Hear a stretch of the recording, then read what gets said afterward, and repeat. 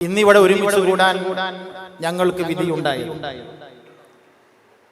സത്യത്തിൽ നിങ്ങൾക്കൊക്കെ അറിയാവുന്ന പോലെ ഞങ്ങളുടെ പണി ഇതൊന്നുമല്ല. ഏറെക്കാലമായി ദാറുൽ ഹുദയെയും ഹാദിയും ഒക്കെ അറിയുന്നവരാണ് നിങ്ങളെല്ലാവരും. സമൂഹത്തിന് ആവശ്യമുള്ള വലിയ ഉത്തരവാദിത്തങ്ങൾ നിർവഹിക്കുക എന്നതാണ് ഞങ്ങളുടെ ഉത്തരവാദിത്തം. അതിനിടയിൽ ഒരു ഉപകാരവും സമൂഹത്തിനു നൽകാത്ത ഇത്തരം വിവാദങ്ങൾക്ക് തലവെക്കരുതേ എന്ന് ആഗ്രഹിച്ചുകൊണ്ട് ഒരുപാട് കാലമായി ഹാദിയ പ്രവർത്തിച്ചുകൊണ്ടിരിക്കുന്നു. പക്ഷെ അങ്ങനെ പ്രവർത്തിക്കാൻ ഞങ്ങളെ സമ്മതിക്കില്ല എന്ന് തീരുമാനിച്ച് ഒരു വിഭാഗം രംഗപ്രവേശനം ചെയ്താൽ പിന്നെ എന്തു ചെയ്യാൻ? ഇടപെടുക. അതുകൊണ്ട് ഞാൻ വളരെ ഉത്തരവാദിത്വബോധത്തോടു കൂടിയാണ് പറയുന്നത്. നിലവിൽ നടന്നുകൊണ്ടിരിക്കുന്ന സംഘടനാ വിവാദങ്ങളിൽ എല്ലാ വിഷയങ്ങളും ചർച്ച ചെയ്യുക എന്ന ഉദ്ദേശത്തിലല്ല നിങ്ങളോട് ഇങ്ങോട്ട് വരാൻ ഞങ്ങൾ പറഞ്ഞിട്ടുള്ളത്. മറിച്ച് ഞങ്ങളുടെ മാതൃസ്ഥാപനം, അത് നമ്മുടെ എല്ലാവരുടെയും അഭിമാന സ്ഥാപനമാണ്. ആ സ്ഥാപനത്തിൽ നിന്ന് പഠിച്ചിറങ്ങിയ ഹുദവികളുടെ സംഘടനയായ ഹാദിയെയും ഞങ്ങളുടെ എല്ലാ സംരംഭങ്ങൾക്കും മുന്നിൽ നിന്ന് ധീരമായ നേതൃത്വം കൊടുക്കുന്ന ഞങ്ങളുടെ അഭിവന്ദനായ ഗുരുവര്യർ ഉസ്താദ് ബഹാഉദ്ദീൻ മുഹമ്മദ് നദ്വിയെയും പൊതുസമൂഹത്തിൽ അവഹേളിക്കുവാനും ഞങ്ങളുടെ പ്രവർത്തനങ്ങളെ തടസ്സപ്പെടുത്തുവാനും ശ്രമിക്കുന്ന ഒരു ഘട്ടത്തിൽ നിരവധി തെറ്റിദ്ധാരണകൾ ഞങ്ങളെ കുറിച്ച് പരത്തുകയും അടിസ്ഥാനമില്ലാത്ത ഈ കുപ്രചരണങ്ങൾക്ക് മറുപടി കൊടുക്കേണ്ടവർ തന്നെ പിന്തുണ കൊടുക്കുകയും ചെയ്യുന്നു എന്നൊരു തിരിച്ചറിവിൽ ഇനി പൊതുസമൂഹത്തോട് ഇത് പറയുകയല്ലാതെ മറ്റെന്തു ചെയ്യാൻ എന്ന അർത്ഥത്തിലാണ് ഇന്നിവിടെ ഒരുമിച്ച് കൂടിയിട്ടുള്ളത്. അപ്പൊ സ്വാഭാവികമായി ആരെയെങ്കിലും കുറ്റപ്പെടുത്തുവാനോ വ്യക്തിഹത്യകൾ നടത്തുവാനോ അല്ലെങ്കിൽ സാധാരണ നമ്മുടെ സംഘടനാ രംഗങ്ങളിലൊക്കെ കാണുന്ന, ഞാൻ അത് അറിഞ്ഞുകൊണ്ട് പറയാണ്,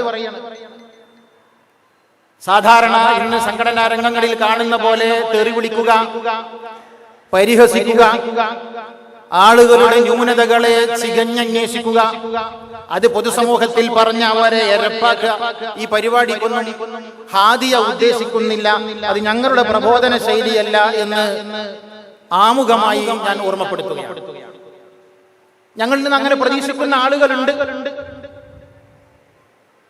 പക്ഷേ ആ രീതിയിൽ ആരുടെയെങ്കിലും അജണ്ടകൾ നടപ്പിലാക്കാനല്ല ഹാദിയ ഇവിടെ ഒരുമിച്ച് കൂടിയിട്ടുള്ളത്.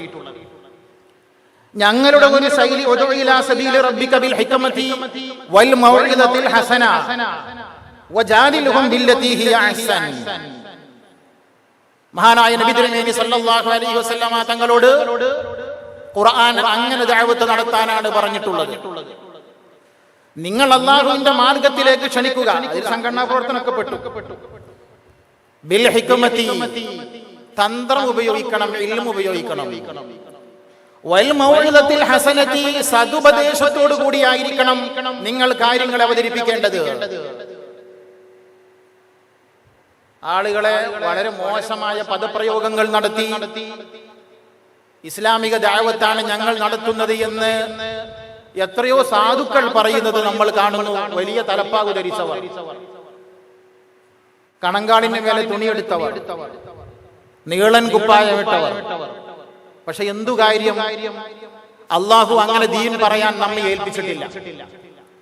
അപ്പൊ അതുകൊണ്ട് വളരെ മാന്യമായി ഞങ്ങൾ ചില കാര്യങ്ങൾ നിങ്ങളുടെ ശ്രദ്ധയിൽ കൊണ്ടുവരികയാണ്. ആ വിഷയങ്ങൾ ഹാദിയ മുന്നോട്ട് പറയാനുണ്ടായ ഒരു സാഹചര്യം ഇപ്പോൾ ഉണ്ടായിട്ടുണ്ട്. അതുകൊണ്ട് തന്നെ അതൊക്കെ നിങ്ങൾക്ക് അറിയുന്നവരാണ്. ഇപ്പൊ ഞങ്ങൾ ഇവിടെ കാര്യമായൊരു പണിയെടുക്കാതെ നിങ്ങളൊക്കെ ഇവിടെ ഒരുമിച്ച് കൂടി. ഇതിന്റെ അർത്ഥം എന്താണ്? സമൂഹം ഈ വിഷയത്തെക്കുറിച്ച് മനസ്സിലാക്കിക്കൊണ്ടിരിക്കുന്നുണ്ട്. ഈ വിഷയത്തെക്കുറിച്ച് ആരെങ്കിലുമൊക്കെ ഒന്ന് പറയണമെന്നവർ ആഗ്രഹിക്കുന്നുണ്ട്. അപ്പോ നിർണായകമായ പല ഘട്ടങ്ങളിലും പലരും ചെയ്യേണ്ട ഉത്തരവാദിത്തം അവർ ചെയ്യാതിരിക്കുമ്പോൾ ആരെങ്കിലുമൊക്കെ അത് ചെയ്തില്ലെങ്കിൽ നാളെ അള്ളാഹുവിൻ്റെ മുമ്പിൽ ഞങ്ങൾ മറുപടി പറയേണ്ടി വരുമോ എന്ന ഭയം കൊണ്ടാണ് ഞങ്ങൾ ഇവിടെ എഴുന്നേറ്റ് നിൽക്കുന്നത്. അല്ലാതെ ഇതൊരു രസമായി എടുത്ത്, ഇതൊരു പരമ്പരയായി എടുത്ത് നിരന്തരം ഇങ്ങനെ സ്റ്റേജ് കിട്ടാത്ത വ്യഥ തീർക്കുവാൻ വേണ്ടി നടത്തപ്പെടുന്ന ഒരു പ്രോഗ്രാമായിട്ട് നിങ്ങൾ ആരും ഇത് മനസ്സിലാക്കരുത്. നിങ്ങളെന്നെ മനസ്സിലാക്കിയിട്ടില്ല എന്ന് ഞാനും മനസ്സിലാക്കണം. അൽഹംദുലില്ലാ, അള്ളാഹുവിൻ്റെ അനുഗ്രഹം കൊണ്ട് ദാറുൽ ഹുദ ഇസ്ലാമിക് സർവകലാശാല വലിയ വിദ്യാഭ്യാസ പ്രവർത്തനങ്ങൾക്കാണ് നേതൃത്വം കൊടുത്തുകൊണ്ടിരിക്കുന്നത്. അത് ഈ നാട്ടിലുള്ള എല്ലാവർക്കും അറിയാം. 1986 ദാറുൽ ഹുദ ഇസ്ലാമിക് അക്കാഡമി ആയിട്ട് തന്നെയാണ് ദാറുൽ ഹുദയുടെ ആരംഭം. പിന്നെ അന്താരാഷ്ട്ര യൂണിവേഴ്സിറ്റികൾ, ഇസ്ലാമിക് സർവകലാശാലകൾക്കൊക്കെ അംഗീകാരം കൊടുക്കുന്ന സമിതികൾ ദാറുൽ ഹുദയെ ഒരു ഇസ്ലാമിക യൂണിവേഴ്സിറ്റിയായി അംഗീകരിച്ചപ്പോൾ അത് ഇസ്ലാമിക് യൂണിവേഴ്സിറ്റിയായി. അതിൽ പരിഹസിച്ചിട്ട് കാര്യമൊന്നുമില്ല. ദാലിക ഫദ്ലുല്ലാഹി യുതീഹി മയ്യശാ. പണിയെടുത്താൽ അല്ലാഹു സുബ്ഹാനഹു വ തആല നമുക്കൊക്കെ നമ്മൾ പ്രതീക്ഷിക്കാത്തത് പലപ്പോഴും നൽകും. അൽഹംദുലില്ലാ, ഇന്നിപ്പോൾ ദാറുൽ ഹുദ ഇസ്ലാമിക് സർവകലാശാലയ്ക്ക് കീഴിൽ അനേകം 10,000-കണക്കിന് വിദ്യാർത്ഥികൾ പഠനം നടത്തിക്കൊണ്ടിരിക്കുന്നു. അതിൽ മലയാളികളുണ്ട്, ആസാമി ഭാഷ സംസാരിക്കുന്നവരുണ്ട്, ബംഗാളി ഭാഷ സംസാരിക്കുന്നവരുണ്ട്, ഉറുദു ഭാഷ സംസാരിക്കുന്നവരുണ്ട്, തെലുഗു ഭാഷ സംസാരിക്കുന്നവരുണ്ട്. ഇപ്പം എൻ്റെ ശേഷം ഇവിടെ സംസാരിക്കാനിരിക്കുന്ന ആനമങ്ങാട് ഷറഫുദ്ദീൻ ഹുദവി തെലുങ്ക് ഭാഷ സംസാരിക്കുന്ന കുട്ടികൾക്ക് വേണ്ടി ആന്ധ്രാപ്രദേശിലെ പുങ്കനൂരിൽ ഒരു സ്ഥാപനം നടത്തുന്ന വ്യക്തിയാണ്. അപ്പൊ ഇങ്ങനെ കേരളത്തിന് പുറത്ത് ഓഫ് ക്യാമ്പസുകൾ സ്ഥാപിച്ച് സമസ്ത കേരള ജംഇയ്യത്തുൽ ഉലമ അതിൻ്റെ കീഴ്ഘടകമായ സുന്നി മഹല്ല് ഫെഡറേഷന്റെയും കീഴിൽ സ്ഥാപിക്കപ്പെട്ട ഈ സ്ഥാപനത്തിന്റെ ഓഫ് ക്യാമ്പസുകൾ ഇന്ത്യ രാജ്യത്തിന്റെ വ്യത്യസ്ത പ്രദേശങ്ങളിൽ പ്രവർത്തിച്ചുകൊണ്ടിരിക്കുന്നു. അഭിമാനമുണ്ടാകേണ്ട ഒരു കാര്യമല്ല ഇത്.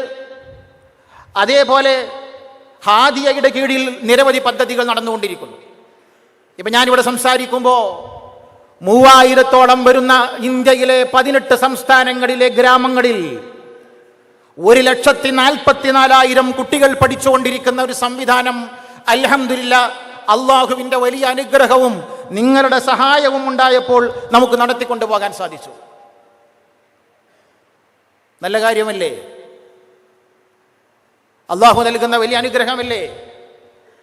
ഏകദേശം 280-ഓളം വരുന്ന ഉദവികളും അല്ലാത്തവരുമായ നമ്മുടെ പ്രിയപ്പെട്ട സുഹൃത്തുക്കൾ കാലാവസ്ഥ വകവെക്കാതെ അവിടുത്തെ അധികാര ഭരണ കേന്ദ്രങ്ങളുടെ പിന്തുണയോ പലപ്പോഴും എതിർപ്പോ സഹിച്ചുകൊണ്ട് 3000-ഉം 4000-ഉം ഒക്കെ കിലോമീറ്ററുകൾക്കപ്പുറത്ത് കാശ്മീരിലും ആസാമിലും നേപ്പാളിൽ വരെ പോയി സമസ്ത കേരള ജംഇയ്യത്തുൽ ഉലമായുടെ വിദ്യാഭ്യാസ ബോർഡിന്റെ അംഗീകാരം വാങ്ങിക്കൊടുക്കാൻ കഴിയുന്ന മനോഹരമായ ഒരു മദ്രസ സംവിധാനം കെട്ടിപ്പടുക്കാൻ സാധിച്ചു. നല്ല കാര്യമല്ലേ? 2015 കേരളീയ മുസ്ലിം ഉമ്മത്തിന്റെ ഇന്നുള്ള സർവ പുരോഗതിക്കും കാരണക്കാരായ പാണക്കാട് സാദാത്തുമാർ അവരുടെ അന്ത്യവിശ്രമ സ്ഥലവും ജീവിച്ചിരിക്കുന്നവർ ഇപ്പോൾ പ്രവർത്തിക്കുകയും ചെയ്യുന്ന പാണക്കാട് എന്ന് പറയുന്ന പ്രദേശത്ത് മനോഹരമായൊരു സമുദായത്തിൻ്റെ പുരോഗതിക്ക് വേണ്ടി ഒരു സ്ഥാപനമുണ്ടാക്കി കോടിക്കണക്കിന് രൂപ ചെലവഴിച്ചു. ജനങ്ങൾ തന്നു. എന്താ കാരണം? ഇവർ സമുദായത്തിന് വേണ്ടി എന്തെങ്കിലുമൊക്കെ ചെയ്യുമെന്ന് അവർക്ക് തോന്നിയിട്ടുണ്ടാകാം. അള്ളാഹു സ്വീകരിക്കട്ടെ. അൽഹംദുലില്ലാ, അതിൻ്റെ കീഴിൽ അനേകം പ്രവർത്തനങ്ങൾ നടക്കുന്നു. ഈ പറയപ്പെട്ട 3000-ഓളം മക്തബുകൾക്ക് മോണിറ്ററിംഗ് നടക്കുന്നത് അവിടെയാണ്. അവിടെ അത് മാത്രമല്ല, ഒരുപാട് ലോകത്തിലെ 21 രാജ്യങ്ങളിലെ കുട്ടികൾക്ക് മതം പഠിക്കാൻ സൗകര്യമില്ലാത്തവർക്ക് മനോഹരമായ രീതിയിൽ ഇംഗ്ലീഷ് മാധ്യമമായി ഖുർആനും ഹദീസും ഇസ്ലാമിൻ്റെ അധ്യാപനങ്ങളും പഠിപ്പിക്കുന്ന ഒരു സംവിധാനം അവിടെ പ്രവർത്തിച്ചുകൊണ്ടിരിക്കുന്നു. നല്ല കാര്യമല്ലേ? ഒരു വിശ്വാസിയെ സംബന്ധിച്ച് മനസ്സിന് കുളിർമയേകുന്ന കാര്യമല്ലേ? അതിൽ സന്തോഷിക്കുകയല്ലേ വേണ്ടത്? 2017 ആയപ്പോൾ കേരളത്തിലെ മുസ്ലിം സമൂഹം പൊതുസമൂഹത്തിൻ്റെ മുഖ്യധാരയുടെ ഭാഗമായി മാറണമെങ്കിൽ സാഹിത്യ സാംസ്കാരിക പ്രവർത്തനങ്ങളിൽ വലിയ പ്രവർത്തനം നടത്തണം എന്ന ആഗ്രഹം കൊണ്ട് നമ്മൾ ഒരു പ്രസിദ്ധീകരണശാല ആരംഭിച്ചു, ബുക്ക് പ്ലസ് എന്ന പേരിൽ. അതിൻ്റെ സുഹൃത്തുക്കൾ അവിടെ ഉണ്ടാവും, ഓരോ പുസ്തകം അവിടെ ഉണ്ടാവും, പോകുമെന്ന് വാങ്ങിപ്പോയിക്കോളി. 500-ലധികം പുസ്തകങ്ങൾ വ്യത്യസ്ത ഭാഷകളിൽ, ആസാമീസിൽ, തെലുഗുവിൽ, ഉറുദുവിൽ, ബംഗാളിയിൽ, മലയാളത്തിൽ, ഇംഗ്ലീഷിൽ, അറബിക്കിൽ 500-ലധികം പുസ്തകങ്ങൾ ഈ ചെറിയ കാലഘട്ടത്തിൽ 8 കൊല്ലമായിട്ടുള്ളൂ. ലോകപ്രസിദ്ധമായ ഷാർജയിലെ പുസ്തകോത്സവങ്ങളിൽ വരെ നമ്മുടെ പ്രിയപ്പെട്ട ഈ ചെറുപ്പക്കാരായ ഹുദവികൾ, നമുക്ക് അവരോട് അസൂയാണ്, നമുക്കൊന്നും അതിൻ്റെ ഭാഗമാകാൻ പറ്റുന്നില്ല. അവരവിടെ പോയി അതിൽ ശ്രദ്ധേയമായ പങ്ക് വഹിച്ചുകൊണ്ടിരിക്കുന്നു. അങ്ങനെ ഒരുപാട് കാര്യങ്ങൾ MLF ഒക്കെ അവർ നടത്തിയാൽ ഞാൻ പറഞ്ഞുതരാം നിങ്ങൾക്ക് എന്താണ് MLF എന്നുള്ളത്. 2019 ഞങ്ങളുടെ പ്രിയപ്പെട്ട സുഹൃത്ത് ഡോക്ടർ സുബൈർ ഹുദവി ചേകനൂര്, അതുപോലെ ബഹുമാന്യനായിരുന്ന സമസ്ത കേരള ജംഇയ്യത്തുൽ ഉലമായുടെ മുൻ പ്രസിഡന്റ് ആനക്കര കോയക്കുട്ടി ഉസ്താദിന്റെ മൂത്ത മകൻ നൂർ ഫൈസിയുടെ മൂത്ത മകൻ സയ്യിദ് ഹുദവി ആനക്കരയും കൂടി ബഹുമാനപ്പെട്ട പാണക്കാട് സാദാത്തമാരുടെ കീഴിൽ ഒരു സ്ഥാപനം തുടങ്ങി ബീഹാറിലെ കിഷൻഗഞ്ചിലെ കുർത്തുബയിൽ. 15 അംഗങ്ങളാ കമ്മിറ്റിയിൽ. 4 ആളുകളാ ഹുദവി അല്ലാത്തവർ.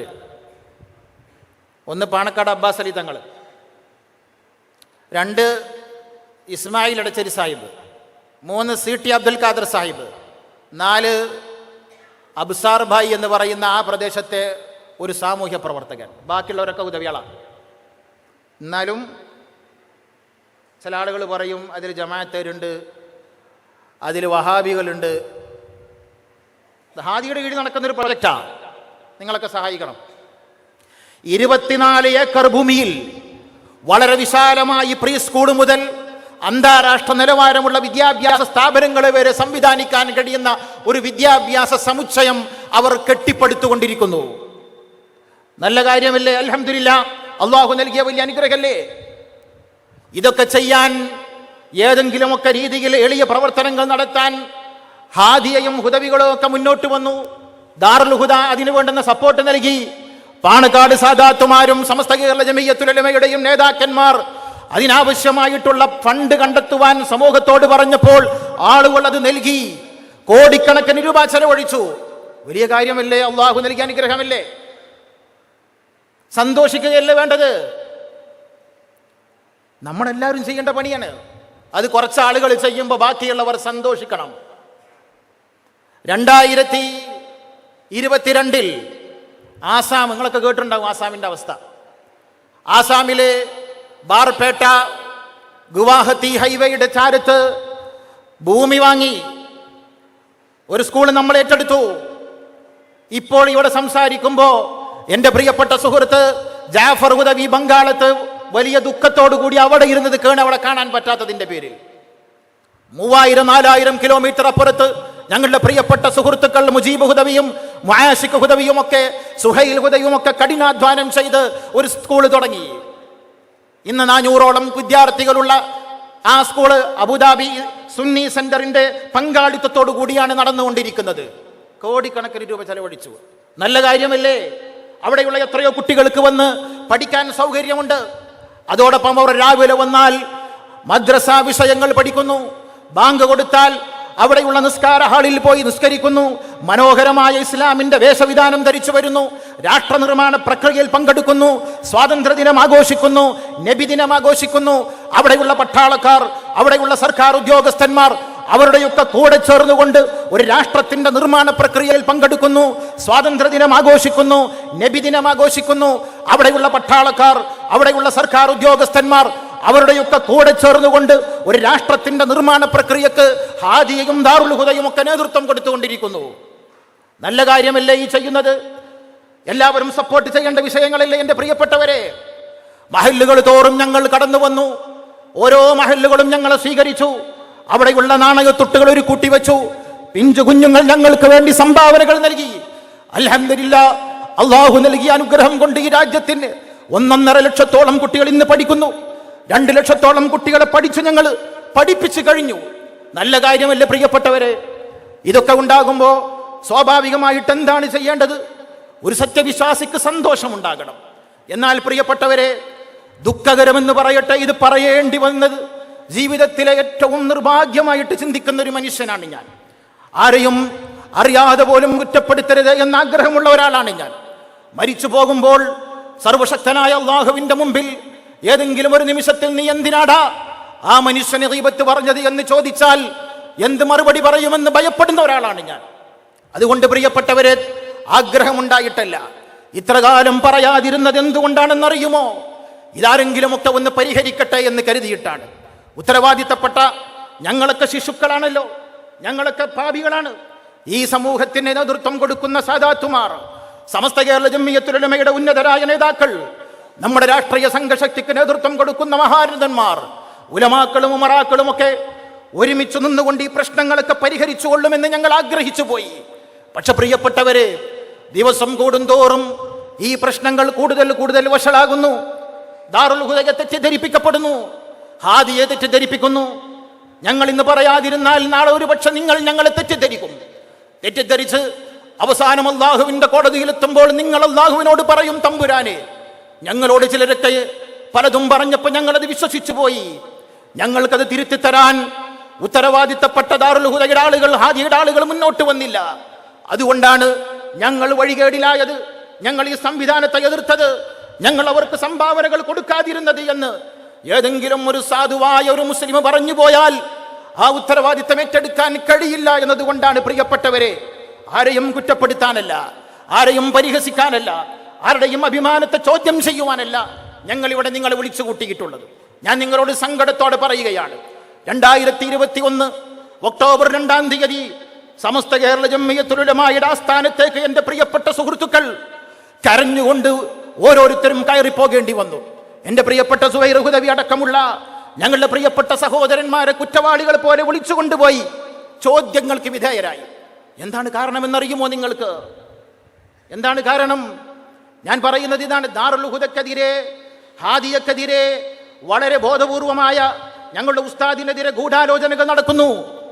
ആ ഗൂഢാലോചനകൾക്ക് നേതൃത്വം കൊടുക്കുന്നത് പുറത്തുള്ള ആളുകളാണെങ്കിൽ നമുക്കിതൊക്കെ സഹിക്കാമായിരുന്നു. പ്രിയപ്പെട്ടവരെ, ഞങ്ങളോട് ചേർന്ന് നിന്നവർ, ഞങ്ങൾക്ക് സഹായം നൽകേണ്ടവർ, ഈ സ്തംഭന സംവിധാനങ്ങളൊക്കെ ഞങ്ങളുടെ കൂടെ നിന്ന് ഒന്നിച്ചുകൊണ്ട് വിപുലപ്പെടുത്തി സമൂഹത്തിന്റെ നന്മക്ക് വേണ്ടി തോളോട് തോള് ചേർന്ന് പ്രവർത്തിച്ച യശുദ്ധ ബഅദുഹു ബഅദ എന്ന് പ്രവാചകൻ പറഞ്ഞ പ്രവർത്തനം ഏറ്റെടുക്കേണ്ടവർ അവർ തന്നെയാണ്.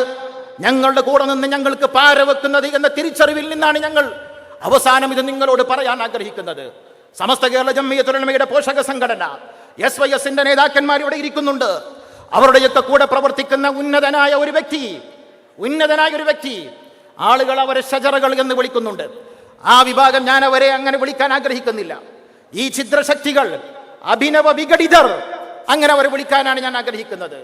അവരുടെ ജീവാത്മാവും പരമാത്മാവുമായ ഒരു ഫൈസി 200-ലധികം പേജ് വരുന്ന കുറ്റപത്രം തയ്യാറാക്കിയിട്ട് ദാറുൽ ഹുദയെക്കുറിച്ച്, ഹാദിയെക്കുറിച്ച് അർദ്ധസത്യങ്ങളും ഇല്ലാത്ത നുണകളും കൃത്യമായി എഴുതി പഠിപ്പിച്ചുകൊണ്ട് സമസ്ത കേരള ജംഇയ്യത്തുൽ ഉലമാക്ക് മുന്നിലൊരു നീണ്ട കുറ്റപത്രം, കെട്ടുകണക്കിന് പേജ് ഞങ്ങളെ കൊടുത്ത് എഴുതി കൊടുത്തു. ഇത് സതുദ്ദേശത്തോടെയാണ് എന്ന് നിങ്ങൾക്കാർക്കെങ്കിലും, എൻ്റെ പ്രിയപ്പെട്ടവരെ, മനസാക്ഷിയോടെ നിങ്ങൾ ചോദിക്കണം. ഇത് സതുദ്ദേശത്തോടുകൂടിയാണ് എന്ന് നമുക്ക് വിശ്വസിക്കാൻ കഴിയുമോ? അഭിപ്രായ വ്യത്യാസങ്ങൾ ഉണ്ടാകും, സ്വാഭാവികമാണ്. മനുഷ്യരാണെന്ന് നമ്മളൊക്കെ, എല്ലാവർക്കും ഒരു അഭിപ്രായമാവില്ല. പക്ഷെ പ്രിയപ്പെട്ടവരെ, എനിക്കൊരാളോട് ഒരു അഭിപ്രായ വ്യത്യാസം ഉണ്ടായാൽ ഞാനത് അയാളെ തിരുത്താൻ ശ്രമിക്കണം. അയാൾ തീർക്കാൻ ശ്രമിക്കണില്ലെങ്കിൽ ആ രീതിയിൽ ബന്ധപ്പെട്ട ആളുകളോട് സംസാരിച്ചിട്ടത് പരിഹരിക്കാൻ ശ്രമിക്കണം. ഈ പരാമർശങ്ങൾ ഞങ്ങളെക്കുറിച്ച് നടത്തി 200 പേജിലധികം, ഞാനതിൻ്റെ പേജിൻ്റെ കണക്കിന് കൃത്യം 200 പേജിൽ ഏറെ ഉണ്ടാകുന്ന 100% ഉറപ്പുള്ളത് കൊണ്ട് പറയാം. ചിലർ പറഞ്ഞു 300 പേജുണ്ട്, 400 പേജുണ്ട്. കാരണം ഇത് അത്രമേൽ കെട്ടുകണക്കിന് ഞങ്ങളെക്കുറിച്ചുള്ള ആരോപണങ്ങൾ ചെറിയ വിഷയങ്ങളാണ്. അല്പത്തരം എന്നല്ലാതെ എന്താ പറയുക, അല്പത്തരം. എന്നിട്ട് അത് എഴുതി കൊടുത്തു. എന്തായിരുന്നു ഫലം? ഞങ്ങളെ വിളിച്ചു വരുത്തിയിട്ട് ഓരോ വിഷയങ്ങളും ചോദിച്ചു. സംസ്ഥയുടെ സമുന്നതനായ നേതാക്കന്മാർ അവിടെ ഇരുന്നു കൊണ്ട് അവരവസാനം പറഞ്ഞു, ഇതൊക്കെ തെറ്റിദ്ധാരണകളാണ്. തള്ളി എന്ന് പറയുന്നത് ഞാനല്ല, സമസ്ത കേരള ജംഇയ്യത്തുൽ ഉലമായുടെ സമുന്നതനായ നേതാവ് അദ്ദേഹം സുപ്രഭാതത്തിൽ ലേഖനം എഴുതി. വേറൊരു വിഷയ സംബന്ധമായിട്ട് ഉണ്ടായപ്പോൾ ലേഖനം എഴുതി. ആ ലേഖനത്തിൽ അദ്ദേഹം കൃത്യമായി പറഞ്ഞു, ഉദവികൾക്കെതിരെ ഉന്നയിക്കപ്പെട്ട ആരോപണങ്ങളൊക്കെ തെറ്റിദ്ധാരണകളാണ് എന്ന അടിസ്ഥാനത്തിൽ സമസ്ത മുഷാവറ തള്ളിക്കളഞ്ഞു എന്ന്. എന്റെ പ്രിയപ്പെട്ടവരെ, ഞാൻ ചോദിക്കാൻ ആഗ്രഹിക്കുന്ന ഒരു കാര്യം, ഈ തള്ളിക്കളഞ്ഞു എന്ന് പറയുന്ന തീരുമാനത്തെ അംഗീകരിക്കുവാൻ, ഞങ്ങൾക്കെതിരെ പരാതി എഴുതി കൊടുക്കാൻ ദിവസങ്ങളോളം ഒരു PhD വിദ്യാർത്ഥിയേക്കാൾ കഷ്ടപ്പെട്ട് അധ്വാനിച്ച ഈ ഫൈസിക്ക് സാധിക്കുമോ സമസ്തയുടെ കൂടെ നിൽക്കാൻ? സമസ്ത തള്ളി, എന്നിട്ട് നിങ്ങൾ അതിന്റെ കൂടെ നിന്നോ? നിന്നിട്ടില്ല എന്ന് മാത്രമല്ല, തള്ളിക്കളഞ്ഞ പഴകിപ്പൊളിച്ച ആരോപണങ്ങൾ വീണ്ടും എടുത്തുദ്ധരിക്കുകയല്ലേ നിരന്തരം നിങ്ങൾ ചെയ്തുകൊണ്ടിരിക്കുന്നത്? യാതൊരു തത്വദീക്ഷയുമില്ലാതെ, ഗുണകാംക്ഷയില്ലാതെ, സതുദ്ദേശമില്ലാതെ ഈ രീതിയിൽ ഒരു വിദ്യാഭ്യാസ സ്ഥാപനത്തോട് പ്രവർത്തിക്കാൻ പറ്റുമോ? നമുക്കൊക്കെ ഒരു നീതിബോധമില്ലേ? ഒരു വലിയ സംവിധാനത്തെ തകർക്കാൻ വേണ്ടി ബോധപൂർവം ശ്രമിക്കാം. 1-2 പേജ് എഴുതി കൊടുത്താൽ മനസ്സിലാക്ക, ഇത് പകയല്ലാതെ മറ്റെന്താണ്, അസൂയയല്ലാതെ മറ്റെന്താണ്? ഞാനെപ്പോഴും പറയാറുണ്ട്, പലരും നമ്മളോട് ഗുണകാംക്ഷകൾ വന്ന് പണ്ട് നിങ്ങളോട് അസൂയാണ് ഒരുക്കുന്നത്. നമ്മൾ അതിന് മാത്രം വളർന്നു എന്നൊന്നും ഞങ്ങൾ ചിന്തിക്കണില്ല. എന്താണ് പ്രശ്നം എനിക്കറിയില്ല. എങ്ങനെ ഇവരൊക്കെ ഉറങ്ങണമെന്ന് ഞാൻ ആലോചിക്കാറുണ്ട്. ഈ പകയും വിദ്വേഷവും വെറുപ്പും ഇങ്ങനെ മനസ്സിൽ കൊണ്ട് നടന്നിട്ട് ഒരു വലിയ വിദ്യാഭ്യാസ സ്ഥാപനം, ദീനിന് പ്രവർത്തിക്കുന്ന, സമൂഹത്തിന് സേവനം ചെയ്യുന്ന ഒരു സ്ഥാപനത്തെ നിരന്തരം അവഹേളിച്ചു കൊണ്ടിരിക്കുക, അതിനുവേണ്ടി ആളെ കൂട്ടുക, തീർന്നില്ല. അതിനേക്കാൾ ഗൗരവം, സമസ്ത തള്ളിക്കളഞ്ഞ പരാതികൾ വീണ്ടും ആളില്ലാത്ത ഒരു ഫേസ്ബുക്ക് പേജിൽ പ്രത്യക്ഷപ്പെടുന്നു. കുറ്റാരോപണങ്ങൾ 10 നമ്പർ ഇട്ടിട്ട് ഇങ്ങനെ ഓരോന്ന്. ഞാൻ സമയം ദൈർഘ്യമ്പോഴൊന്നും വായിക്കണില്ല, ഇപ്പോഴെന്നല്ല, കുറച്ച് മുന്നെയാണ്. അതിൽ പറയപ്പെട്ടത് മുഴുവനും ശുദ്ധ നുണകൾ. എന്തൊക്കെയാണ് പരാതി? ഞാൻ നേരത്തെ പറഞ്ഞല്ലോ, കുർത്തുബയില് കമ്മിറ്റിയില് എത്ര സുന്നികളുണ്ട്, ജനങ്ങളെ തെറ്റിദ്ധരിപ്പിക്കുക. പാണക്കാട് അബ്ബാസ് അലി ശിഹാബ് തങ്ങൾ സുന്നിയല്ലേ? എടച്ചേരി ഇസ്മായിൽ സാഹിബ് സുന്നിയല്ലേ? ഡോക്ടർ സുബൈർ ഹുദവി സുന്നിയല്ലേ? ആനക്കര കോയക്കുട്ടി ഉസ്താദിന്റെ പേരക്കുട്ടി സുന്നിയല്ലേ? എന്റെ പ്രിയപ്പെട്ടവരെ, CT അബ്ദുൽ ഖാദർ സാഹിബ് ഖാദർച്ച, അദ്ദേഹം സമസ്ത കേരള ജംഇയ്യത്തുൽ ഉലമ നേതാവല്ലേ? എന്നിട്ട് അടിസ്ഥാനരഹിതമായ ആരോപണങ്ങൾ, മുഴുവൻ നുണ. ആളൊക്കെ ഞങ്ങൾ കണ്ടെത്തിയ ആൾ ഈ ഫൈസിയുടെ ഫേസ്ബുക്ക് കൈകാര്യം ചെയ്യുന്ന അഡ്മിനായിരുന്നു. തീർന്നില്ല, ഇതിന് ലൈക്കടിച്ചത് ഇതേ ഫൈസി നേരിട്ടിട്ട്. ഞാൻ ഈ ഫൈസി എന്ന് പറയുമ്പോൾ ഫൈസിമാർക്ക് വിഷമം ഉണ്ടാകരുത്, എന്നോട് എങ്ങനെങ്കിലും ഇതൊന്ന് പറയണല്ലോ. ആളെ പേര് പറയാൻ എനിക്ക് താല്പര്യമില്ല, അതിൻ്റെ ഒരു കൾച്ചറും സംസ്കാരം ഇല്ലാത്തതുകൊണ്ടാണ് കേട്ടോ. ഈ നാളെ ഫൈസിമാരൊക്കെ കൂടി എൻ്റെ നേർക്ക് വരരുത്. അപ്പോൾ ഈ രീതിയിൽ അതിന് ആദ്യം പോയി ലൈക്കടിച്ചു. ആദ്യം ചോദിച്ചപ്പോൾ പറഞ്ഞു ഞാനല്ല അടിച്ചത് എന്ന്. പിന്നെ പറഞ്ഞു ഞാൻ അറിയാതെ അടിച്ചതാണെന്ന്. ഇന്നോണ പറയാനും യാതൊരു മടിയില്ല എന്ന് പറഞ്ഞാൽ എന്താ ചെയ്യുക? ഇങ്ങനെ മനുഷ്യന്മാരുണ്ടാകാൻ പറ്റുമോ? തലയെ കെട്ടും കെട്ടിയിട്ട്. ഇത് ഞാൻ പറഞ്ഞു വരുന്നത്, ഈ പറയപ്പെടുന്ന പ്രവർത്തനങ്ങൾ തുടർന്നുകൊണ്ടേയിരിക്കുന്നു. ഞാൻ പറയുന്നത്, ഞങ്ങൾക്ക് ഒരുപാട് കാര്യങ്ങൾ ചെയ്തത് ആരാണ് എന്നറിയില്ല എന്ന് ഞാൻ നേരത്തെ പറഞ്ഞു. പക്ഷെ മറ്റൊരു ഭാഗത്ത് ഞങ്ങൾ അന്വേഷിച്ചപ്പോൾ കണ്ടെത്തിയ പല കാര്യങ്ങൾക്കും നേതൃത്വം കൊടുക്കുന്നത് ഈ പറയുന്ന ഗുണ്ടാ സംഘമാണ്. ഇവർ ഒരു കോക്കസായിട്ട് പ്രവർത്തിച്ചു കൊണ്ടിരിക്കുന്നു. ഇവർ കുറച്ച് ആൾക്കാർ, ഓരാണ് തീരുമാനിക്കുക ആരാ സുന്നി, ആരാ മുജാഹിദ്, ആരാണ് വഹാബി, ആരാണ് സുഹാബി, ആർക്കാണ് സമസ്തനോട് കൂറുള്ളത്, ആരാണ് ഇസ്ലാമിൻ്റെ അകത്ത്, ആരാണ് ഇസ്ലാമിൻ്റെ പുറത്ത്. വലിയ സങ്കടം എന്താണെന്നറിയോ? ഈ 200 പേജ് കുറ്റപത്രം വിചാരണ ചെയ്യാൻ വേണ്ടി ഞങ്ങളെ വിളിച്ചപ്പോൾ അവിടെ ഇരുന്നിരുന്ന മുഷാവറ മെമ്പർമാരിൽ ഒരാൾ സമസ്ത കേരള ജംഇയ്യത്തുൽ ഉലമയുടെ സമുന്നതനായ നേതാവാണ്, അള്ളാഹു പുറത്തു കൊടുക്കട്ടെ. അദ്ദേഹം കോഴിക്കോട് ജില്ലയിലെ ഒരു വലിയ സ്ഥാപനത്തിന്റെ ജനറൽ സെക്രട്ടറിയാണ്. ആ സ്ഥാപനത്തിന്റെ എക്സിക്യൂട്ടീവിൽ കടുത്ത മുജാഹിദ് ഇന്നും പ്രവർത്തിച്ചു കൊണ്ടിരിക്കുന്നു. എന്റെ പ്രിയപ്പെട്ട ഈ ഛിദ്രശക്തികൾക്ക് നേതൃത്വം കൊടുക്കുന്നവരെ തടയാൻ നിങ്ങൾക്ക് കഴിയുമോ? കോഴിക്കോട് പട്ടണത്തിലെ ആ സ്ഥാപനത്തിന്റെ ബിൽഡിങ്ങിന്റെ മുഴുവൻ കൈകാര്യകർത്തൃത്വവും കടുത്ത മുജാഹിദാണ് ഇന്ന് നടത്തിക്കൊണ്ടിരിക്കുന്നത്. അത് നടത്താൻ പറ്റില്ലേ ഒക്കെ വേറെ ചർച്ചയുണ്ട്. ചില സാഹചര്യങ്ങൾ കുടുങ്ങിയിട്ടേക്കാരം. പക്ഷെ ഈ പറയപ്പെടുന്ന വിഷയത്തിൽ ആത്മാർത്ഥതയുണ്ടെങ്കിൽ അവരെന്താ ചെയ്യേണ്ടത്? തിരുത്തണം പോയിട്ട് നിങ്ങൾ. ആ വ്യക്തി ഇടക്കിടക്ക് നമ്മളൊരു കുത്തുകുത്തുന്ന ആളുമാണ്. നമ്മൾ മനസ്സിലാക്കായിട്ടല്ല അതൊന്നും. പ്രിയപ്പെട്ടവര്, അങ്ങനെ അനേകം പ്രവർത്തനങ്ങൾ ദാറുൽ ഹുദയുടെ അഡ്മിഷന്റെ സമയത്ത് വരും, പ്രത്യക്ഷപ്പെടും. കുറെ വിവാദങ്ങൾ വ്യംഗ്യമായി സൂചിപ്പിച്ചുകൊണ്ട് ദാറുൽ ഹുദയെ വിമർശിക്കും. തആവുൻ, ഓരോ പരിശുദ്ധ റമദാനിലും നമ്മൾ നടത്തുന്ന ഫണ്ട് റൈസിംഗ് പ്രോഗ്രാമാണ് നമ്മുടെ പ്രവർത്തനങ്ങൾക്ക്. ആ പ്രവർത്തനങ്ങളുടെ സമയം വരുമ്പോൾ അപ്പോൾ എന്തെങ്കിലും ഒരു വിവാദം ഉണ്ടാക്കിയിട്ട് പുറത്തുവിടും. എന്നിട്ട് നമ്മുടെ പ്രവർത്തനങ്ങളെ സംശയത്തിന്റെ മുൾമുനയിൽ നിർത്തും. അത് ഒന്നുകിൽ നേരിട്ട് ചെയ്യും, അല്ലെങ്കിൽ ഇവർ വളർത്തിയെടുത്ത സൈബർ ഗുണ്ടകളെ കൊണ്ട് ചെയ്യിപ്പിക്കും. അങ്ങനെ ഉണ്ടോ? ഇഷ്ടം പോലെ തെളിവുണ്ട്. ഞാനത് മുഴുവനും പറയാൻ പുറപ്പെട്ട കുറേ സമയം എടുത്തു പോകും. അതുകൊണ്ട് ഞാൻ ഇനി അധികം ആ വിഷയത്തിലേക്ക് കടക്കുന്നില്ല. ഇതിനുശേഷം ഇതൊരു കോക്കസാന്ന് ഞാൻ പറഞ്ഞു. ഈ കോക്കസിലെ ഒരു വ്യക്തിയാണ് ഇപ്പൊ ഞാൻ പറഞ്ഞത്. മറ്റൊരാൾ SKSSFന്റെ സമുദ്ധനായ നേതാവാണ്. ഞാനേറെ ബഹുമാനിക്കുന്ന ഒരു വ്യക്തിയായിരുന്നു. എനിക്ക് ആത്മബന്ധവും നിരന്തരമായ ബന്ധങ്ങളും ഉണ്ടായിരുന്ന ഒരാൾ. അദ്ദേഹം പ്രസംഗിച്ചപ്പോൾ പറഞ്ഞു, കേരളത്തിനകത്തും പുറത്തും പ്രവർത്തിക്കുന്ന പെട്ടിക്കടകൾ ഞങ്ങൾ ശുദ്ധീകരിക്കും. എന്നിട്ട് പിന്നെ അദ്ദേഹം പറഞ്ഞു, ഞാൻ ഉദ്ദേശിച്ചത് ദാറുൽ ഹുദയും ഹാദിയും ഒന്നുമല്ല. ഒരു മനുഷ്യന് കിനായത്തായിട്ടൊരു കാര്യം പറഞ്ഞാൽ, സ്വരീഹൻ, ഇവിടെ അധികം മൂല്യമാരല്ലോ, വ്യക്തമായിട്ടൊരു കാര്യം പറഞ്ഞാൽ അത് പിന്നെ അങ്ങനെ തന്നെയാണ്.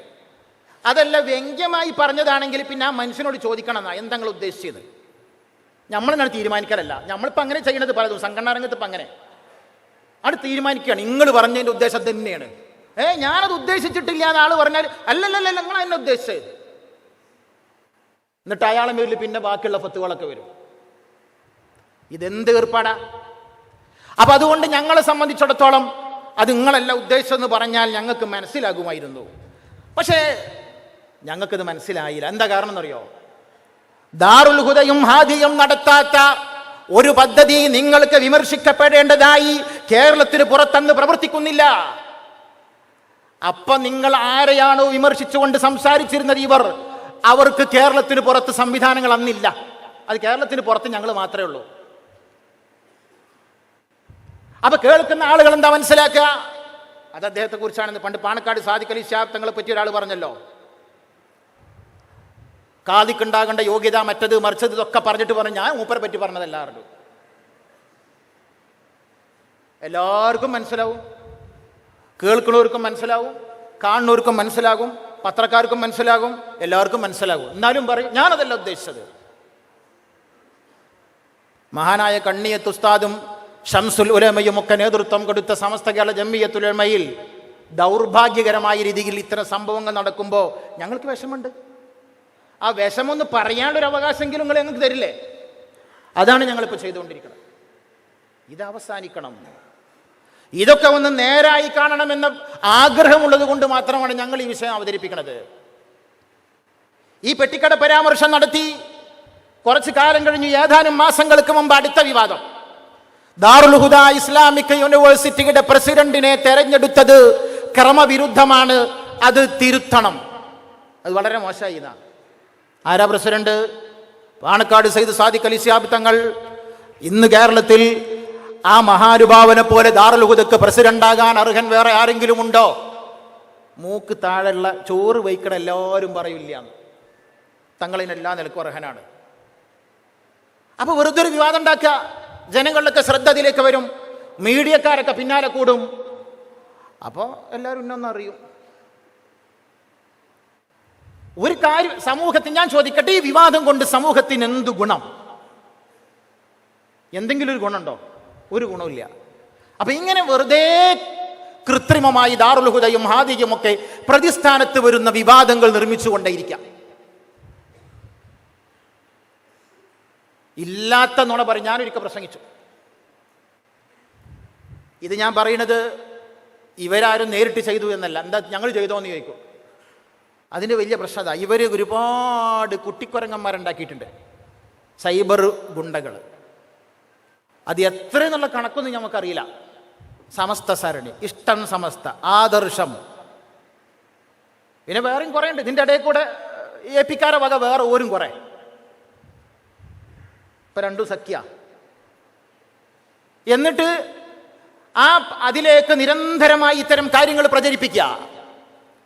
ഉദവികളൊക്കെ ലക്ഷക്കണക്കിന് രൂപയാണ് സാലറി ഇതിനു വേണ്ടി എടുക്കുന്നത് എന്ന് നോണാണ്ട് പറഞ്ഞു വരുത്തുക. അവർ ഈ പിരിക്കുന്ന പൈസ അവർ എവിടെയും കൃത്യമായിട്ട് ഉപയോഗിക്കുന്നില്ല. എന്റെ പ്രിയപ്പെട്ടവരെ, 1 രൂപ കമ്മീഷൻ വാങ്ങാതെ പിരിക്കുന്ന മുഴുവൻ പൈസയും ഇന്ത്യയുടെ കുഗ്രാമങ്ങളിൽ കൊണ്ടുപോയി നിക്ഷേപിച്ച് അവിടെയുള്ള മനുഷ്യർക്ക് വിദ്യാഭ്യാസം കൊടുക്കുന്ന ഈ സംവിധാനത്തെക്കുറിച്ച് സംശയം ജനിപ്പിച്ചുകൊണ്ട് നിങ്ങൾ ഈ ഇരിക്കുന്ന പ്രസ്താവനകൾ അല്ലാഹുവിന്റെ കോടതിയുടെ മുമ്പിൽ നിങ്ങൾക്ക് മരണത്തിൽ വിശ്വാസമുണ്ടെങ്കിൽ, പരലോകത്തിൽ വിശ്വാസമുണ്ടെങ്കിൽ നിങ്ങൾ കൃത്യമായി മറുപടി പറയേണ്ടി വരും. യാതൊരു സംശയവും വേണ്ട. ഞങ്ങൾ അവിടുന്ന് കാണും, വെറുതെ വിടൂല. ഇപ്പൊ ഇന്ന് ഈ പരിപാടി നിശ്ചയിച്ചു. ആ പരിപാടി നിശ്ചയിച്ചതിന് ശേഷം ഞങ്ങളുടെ ഗ്രൂപ്പിന്റെ പേര് ഹുദവി ബ്രദേഴ്സ് എന്നാണ്. ഹുദവി ബ്രദേഴ്സ്. ആ ഹുദവി ബ്രദേഴ്സിൽ നടക്കുന്ന ചർച്ച എന്ന പേരിൽ ഇവർ ഒരു വീഡിയോ പുറത്തുവിട്ടു. വലിയ രസം എന്താണെന്നറിയോ? ഇതൊരു വലിയ മാഫിയയാണ് എന്നതിന്റെ തെളിവ് ഇവർ ഈ വീഡിയോ പുറത്തുവിടാൻ വേണ്ടിയിട്ട് അവരെന്ത് ചെയ്യുന്നു? ഹുദവി ബ്രദേഴ്സ് എന്ന പേരിൽ ഒരു ഗ്രൂപ്പ് അവരുണ്ടാക്കുന്നു. അതേ ഫോണ്ട്, പക്ഷെ അബദ്ധം പറ്റിപ്പോയി. അതിന്റെ പിക്ചർ മാറ്റാൻ മറന്ന് ചെയ്യുമ്പോൾ കള്ളത്തിൽ പിന്നെ മായം കളിച്ചാൻ പാടില്ല. എന്താ കേട്ടുക? അത് മാറ്റാൻ മറന്നു. എന്നിട്ട് ഇവരെന്നെ കുറെ ആളുകൾ എന്ത് ചെയ്തു അറിയോ? ഓരൊക്കെ പേര് സുബൈർ ഹുദവി ചേകന്നൂര്, ജാബിർ അലി ഹുദവി, ഞങ്ങൾക്കൊന്നും അറിയാത്തൊരു ഹുദവി ഉണ്ട്, സുൽഫീഖർ അലി ഹുദവി. ഏതാ നമുക്കറിയില്ല. എന്നിട്ട് അതിന് വലിയ രസം എന്താ വെച്ചാൽ വേറെ ആരും, അതിന് ഇങ്ങനത്തെ കുറച്ച് ആൾക്കാർ മാത്രം. മേലെ ഇങ്ങനെ ഹാരിസ് എന്നൊക്കെ കാണാണ്ട്. അപ്പൊ ഇങ്ങനെ ഫുള്ള് പേര് എന്ത് ചെയ്തിക്കാണ് എല്ലാവരും ഓലിങ്ങനെ ഓരോരുത്തരുടെ പേരെന്നെ ഓരെണ്ണിങ്ങനെ ഏതൊക്കെയോ ആളുകളുടെ പേര് സുബൈർ ഹുദവി എന്നൊക്കെ. അപ്പം നമ്മൾ കൂട്ടുകാരുണ്ടായിരുന്നു പണ്ട്. ഓൻ്റെ സ്ഥിരം പരിപാടി എന്താ വെച്ചാൽ ഓന് മൊബൈലിൽ ഇങ്ങനെ എഴുതി വെക്കും ഓൻ്റെ കൂട്ടുകാരെയും പെങ്ങന്മാരൊക്കെ പേരാ. സമദാനി, കുഞ്ഞാലിക്കുട്ടി. ഒಬ್ಬര് പെങ്ങന്മാരിങ്ങനെ വിളിക്കുമ്പോൾ നോക്കുമ്പോൾ സമദാനി വിളിക്കും. അപ്പം പറയും ഹലോ. അപ്പം നമ്മൾ ആളുകളൊക്കെ കരുതുന്നത് ഇവനെ സമദാനി വിളിക്കണം, ഭയങ്കര ആളാണെന്ന്. ഇതേപോലെ ഇങ്ങനെ ഓരോരുത്തരുടെ പേര് മാറ്റിയിട്ട് ടൈപ്പ് ചെയ്ത് വെച്ചിരിക്കാം. എന്നിട്ട് ഓരെന്നെ ചർച്ച നടത്തുക. വളരെ കൃത്യമായി സാങ്കേതിക സംവിധാനങ്ങൾ ഉപയോഗിച്ചുകൊണ്ട് ശബ്ദങ്ങൾ ഉണ്ടാക്കി. എല്ലാവരും സൗണ്ട് ഉണ്ടാക്കാലോ. പാവം ആ സർഫുദ്ദീനുദ്ദീൻ്റെ സൗണ്ടൊക്കെ ഉണ്ടാക്കി ആനമങ്ങാട്. അങ്ങനെ എല്ലാവരും സൗണ്ടുകൾ. ചർച്ച എന്താണെന്നറിയോ? ലീഗേര് ഇവിടെ കൈവിട്ടിക്കണ്. അപ്പൊ അതുകൊണ്ട് നമ്മൾ ഇനി ശക്തമായിട്ട് നമ്മൾ സ്വന്തം പ്രതികരിക്കണം. തെറ്റിക്കണം, പരസ്പരം എല്ലാവരും തെറ്റിക്കണം. ഇങ്ങനെ ആളുകൾക്കിടയിൽ ഭിന്നിപ്പുണ്ടാക്കി മനുഷ്യരെ പരസ്പരം തമ്മിലടിപ്പിച്ച് മുസ്ലിം സംഘശക്തിയെ തകർക്കാൻ ശ്രമിക്കുന്ന ഈ വിഭാഗം ഇസ്ലാമിന്റെ പേരിൽ അറിയപ്പെടാൻ എന്തെങ്കിലും അർഹത ഇവർക്കുണ്ടോ? ഇവരെന്ത് മുസ്ലിങ്ങളാ? നിങ്ങൾ ഏത് ഇസ്ലാമിനെയാണ് പ്രതിനിധീകരിക്കുന്നത്? നിങ്ങൾ ഏത് കിതാബ് ഓതിയിട്ടാ ഇസ്ലാം പഠിച്ചത്? ഇങ്ങനെ കുറെ ആളുകളെ വളർത്തി വലുതാക്കിയവർ ഇതിന്റെ മറുപടി പറയേണ്ടി വരും. ഞങ്ങൾക്കറിയാം നിങ്ങൾ പറയിട്ട് തുടങ്ങിക്കണേ. ഈ നേതാക്കന്മാര് വളർത്തി വലുതാക്കിയ ഈ വിഭാഗം ഇപ്പോ അവസാനം ഇവരുടെ നിയന്ത്രണത്തിൽ പെടാതെ ആയിട്ടുണ്ട്. ഇനി അവരെങ്ങാനും നേരാകണം നിർത്തിയ അവര് ഓരോ ചീത്തറിയും. അങ്ങോട്ടാ കാര്യം പോണത്. അപ്പൊ ഇനി ഓരോ തൃപ്തിപ്പെടുത്താൻ നടക്കുക. അപ്പൊ പേടിച്ചിട്ട് അങ്ങനെ അണികളെ തൃപ്തിപ്പെടുത്തി നേതാവാകുന്ന കുറെ ആൾക്കാർ നമ്മുടെ നാട്ടിലുണ്ട്. ഞാൻ ഉദാഹരണം ഒന്നും പറയണില്ല, ഈ സന്ദർഭം അതിന് ഉപയോഗിക്കണില്ല. അപ്പൊ പ്രിയപ്പെട്ടവരെ, ഇങ്ങനെ നിരന്തരമായി 75ഉം 78ഒക്കെ ഗ്രൂപ്പുകളാണ് ഓരോ പേരിലുള്ളത്. എന്ന് പറഞ്ഞാൽ 10,000-78,000 ആളുകൾ ഉണ്ടാവും ചിലപ്പോൾ അതിൽ. അങ്ങനെ ഗ്രൂപ്പുകൾ അനേകം ഉണ്ടാക്കി. എന്നിട്ട് ഇതിലൂടെ ഇങ്ങനെ നിരന്തരമായി കുപ്രചരണങ്ങൾ സമൂഹ മധ്യ പ്രചരിപ്പിച്ചുകൊണ്ടിരിക്കുക.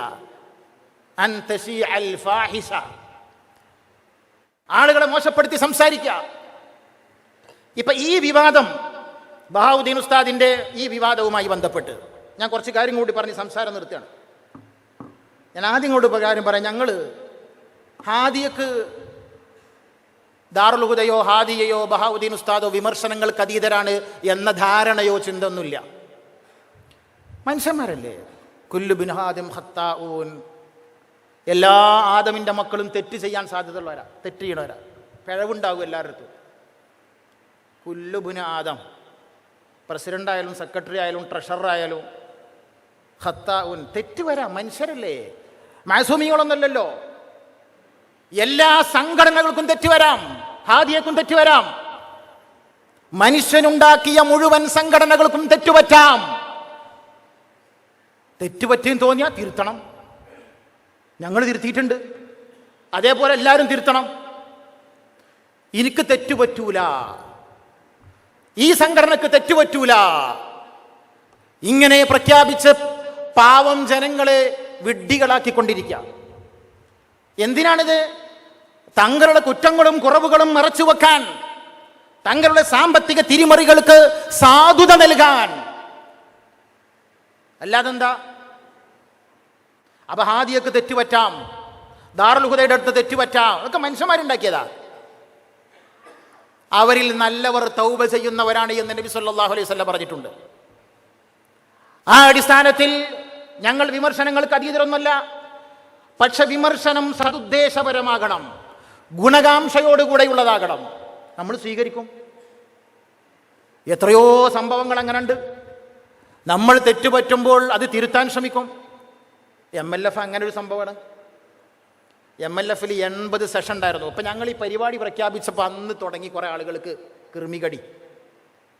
എന്നിട്ട് MLF-ലെ വീഡിയോ അങ്ങനെ ഇട്ടിട്ട് ആഘോഷിക്കാം. ഞാൻ ഉത്തരവാദിത്ത ബോധത്തോടു കൂടി പറയുന്നു, MLF-നെ ഞങ്ങൾ തള്ളിക്കളയില്ല.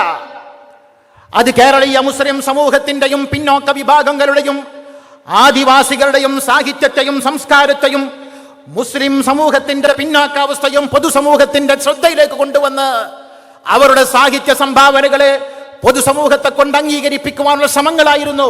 അതിൽ ഞങ്ങൾ വിജയിച്ചിട്ടുണ്ട്, വിജയിച്ചുവെന്ന് അതുമായി ബന്ധപ്പെട്ടവർ ഞങ്ങളോട് പറഞ്ഞിട്ടുണ്ട്. അത് തിരിയണവര് അത് തിരിയണമെങ്കിൽ സാഹിത്യത്തെ കുറിച്ച് അറിയണേ.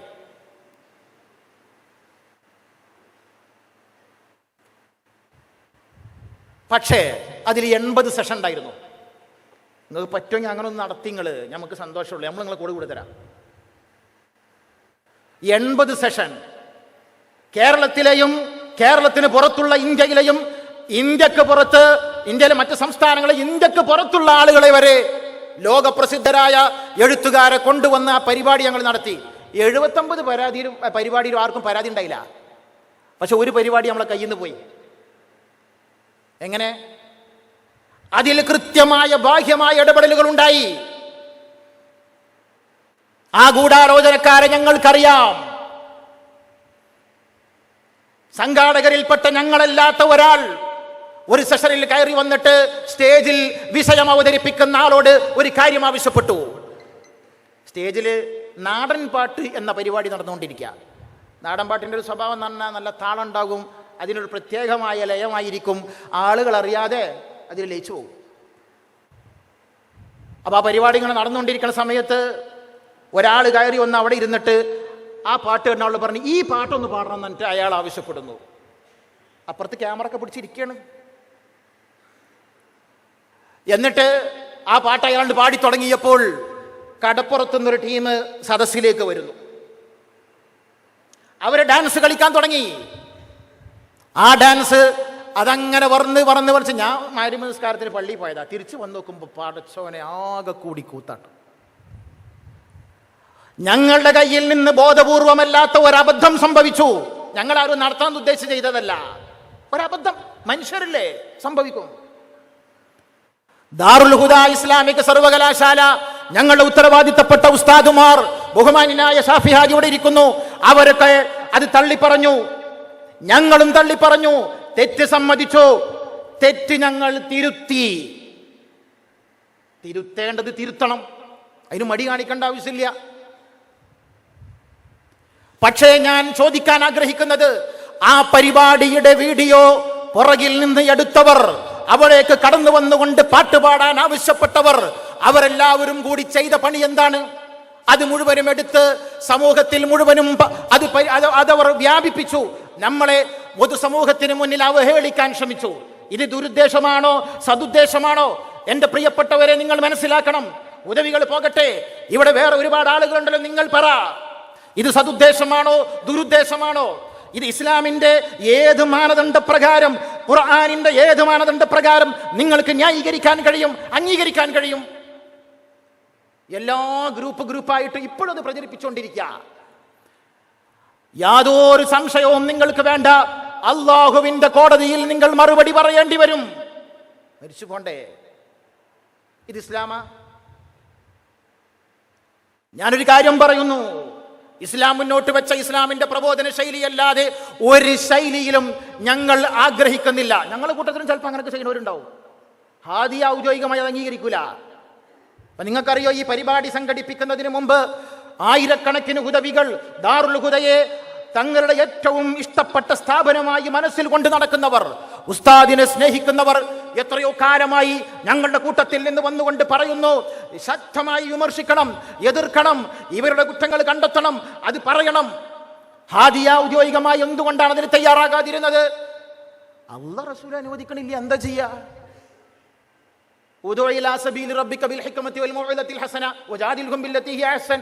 അതിൽ പെടുന്നു ഞങ്ങൾക്ക് തോന്നുന്നില്ല. അതുകൊണ്ട് അതിന്റെ പേരിൽ എത്ര കുറ്റപ്പെടുത്തലുകൾ, എത്ര വിമർശനങ്ങൾ. ഞങ്ങളുടെ പ്രിയപ്പെട്ട സുഹൃത്തുക്കൾ നിങ്ങൾക്ക് നട്ടല്ലില്ല, നിങ്ങൾ വാഴപ്പിണ്ടിന്റെ ആൾക്കാരാണ്. കേട്ടു, സഹിച്ചു. കാരണം എന്താ? പറയാൻ സമയമായിട്ടില്ല എന്ന് തോന്നി. ഇപ്പോഴും പറയുമ്പോഴും ഞങ്ങൾ പേര് പറയാതിരിക്കുന്നത് ഞങ്ങളുടെ മാന്യത. അപ്പൊ ഞാൻ പറഞ്ഞു വരുന്നത്, ദാറുൽ ഹുദക്കെതിരെ, ഉസ്താദിനെതിരെ വലിയ ഗൂഢാലോചന നടക്കുന്നു. ഇപ്പൊ ഈ പരിപാടി നടത്താൻ തന്നെ പ്രധാനപ്പെട്ട കാരണം രണ്ടെണ്ണം. ഒന്ന്, ഉസ്താദ് ഒരു പ്രസംഗം നടത്തി. ആ പ്രസംഗത്തിൽ നബി സല്ലല്ലാഹു അലൈഹി വസല്ലമയുടെ ബഹുഭാരിത്വത്തെ വിമർശിച്ചുകൊണ്ട് പരിഹസിക്കുന്ന ആളുകൾക്ക് ഉസ്താദ് മറുപടി കൊടുത്തു.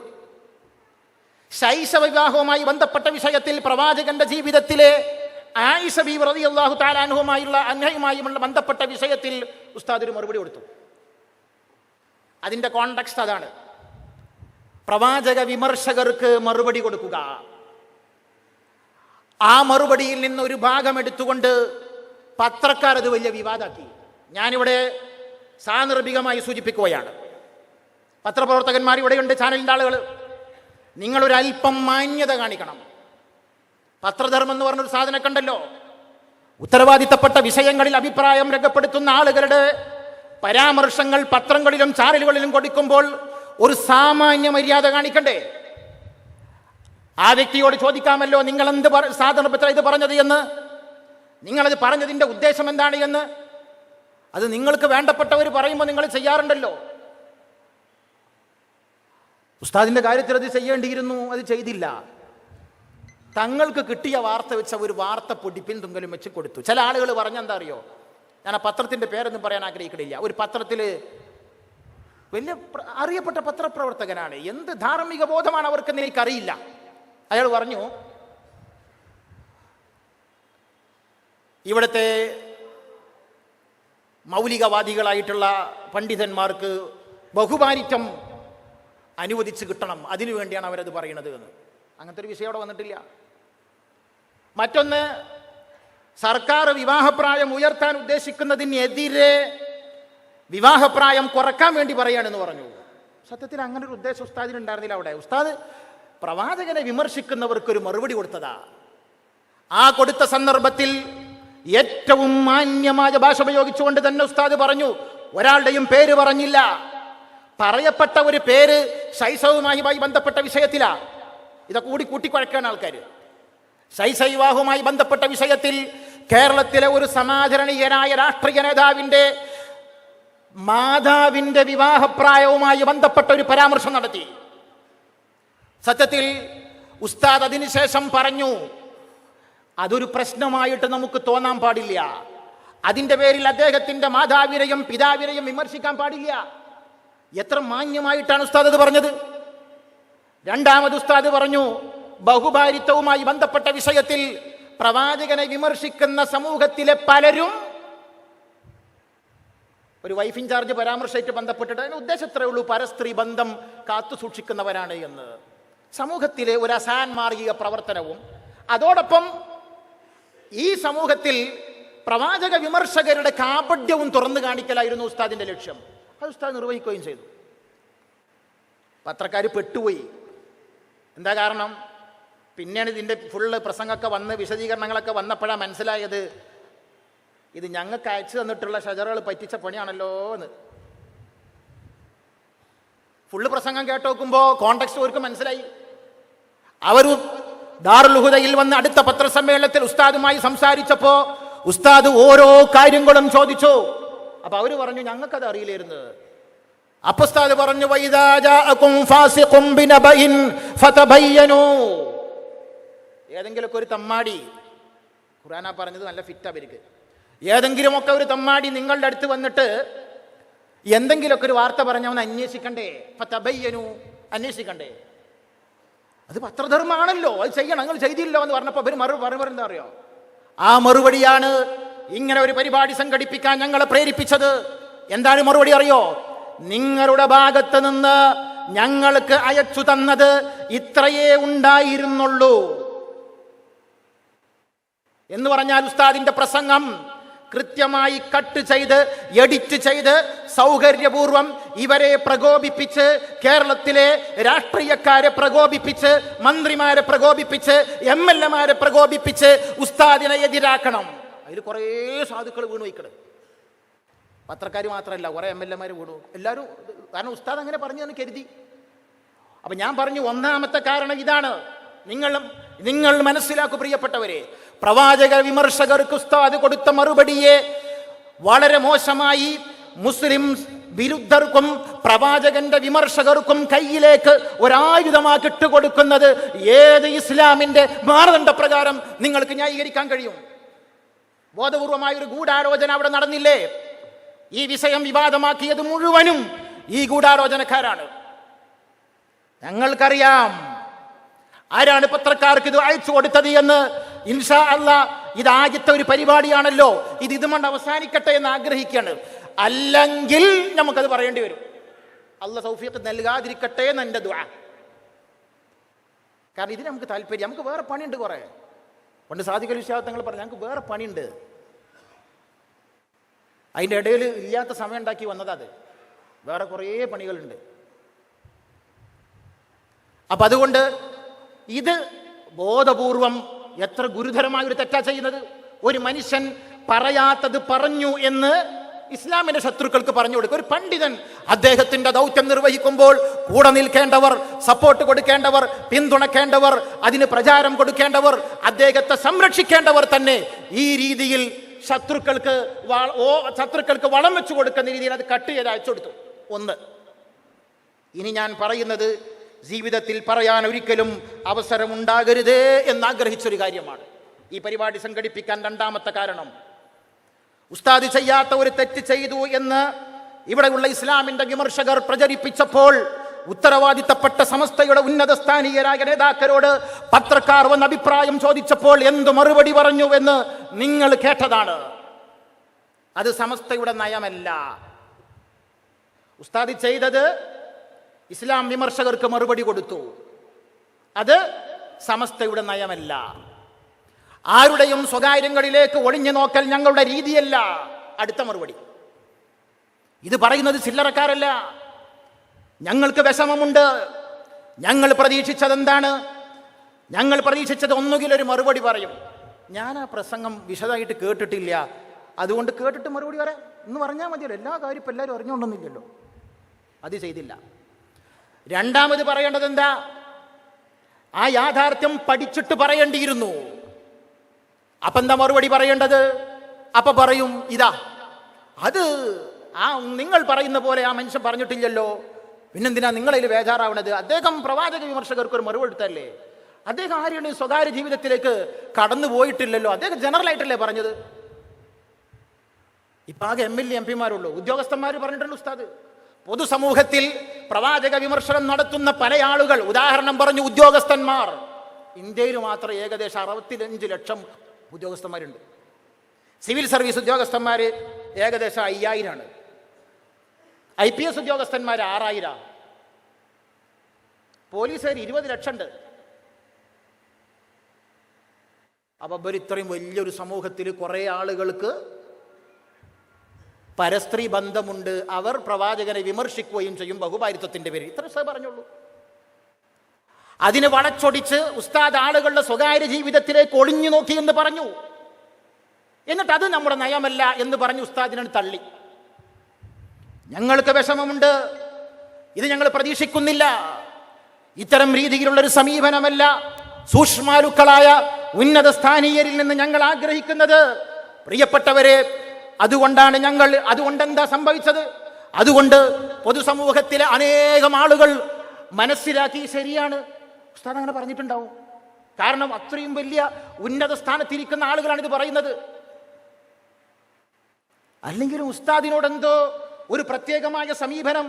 ഉസ്താദ് എന്താ ചെയ്യുന്നത്? ഉസ്താദിന് ഇത് പറയേണ്ട ഉത്തരവാദിത്തമുണ്ട്. ഉസ്താദ് ആരാ?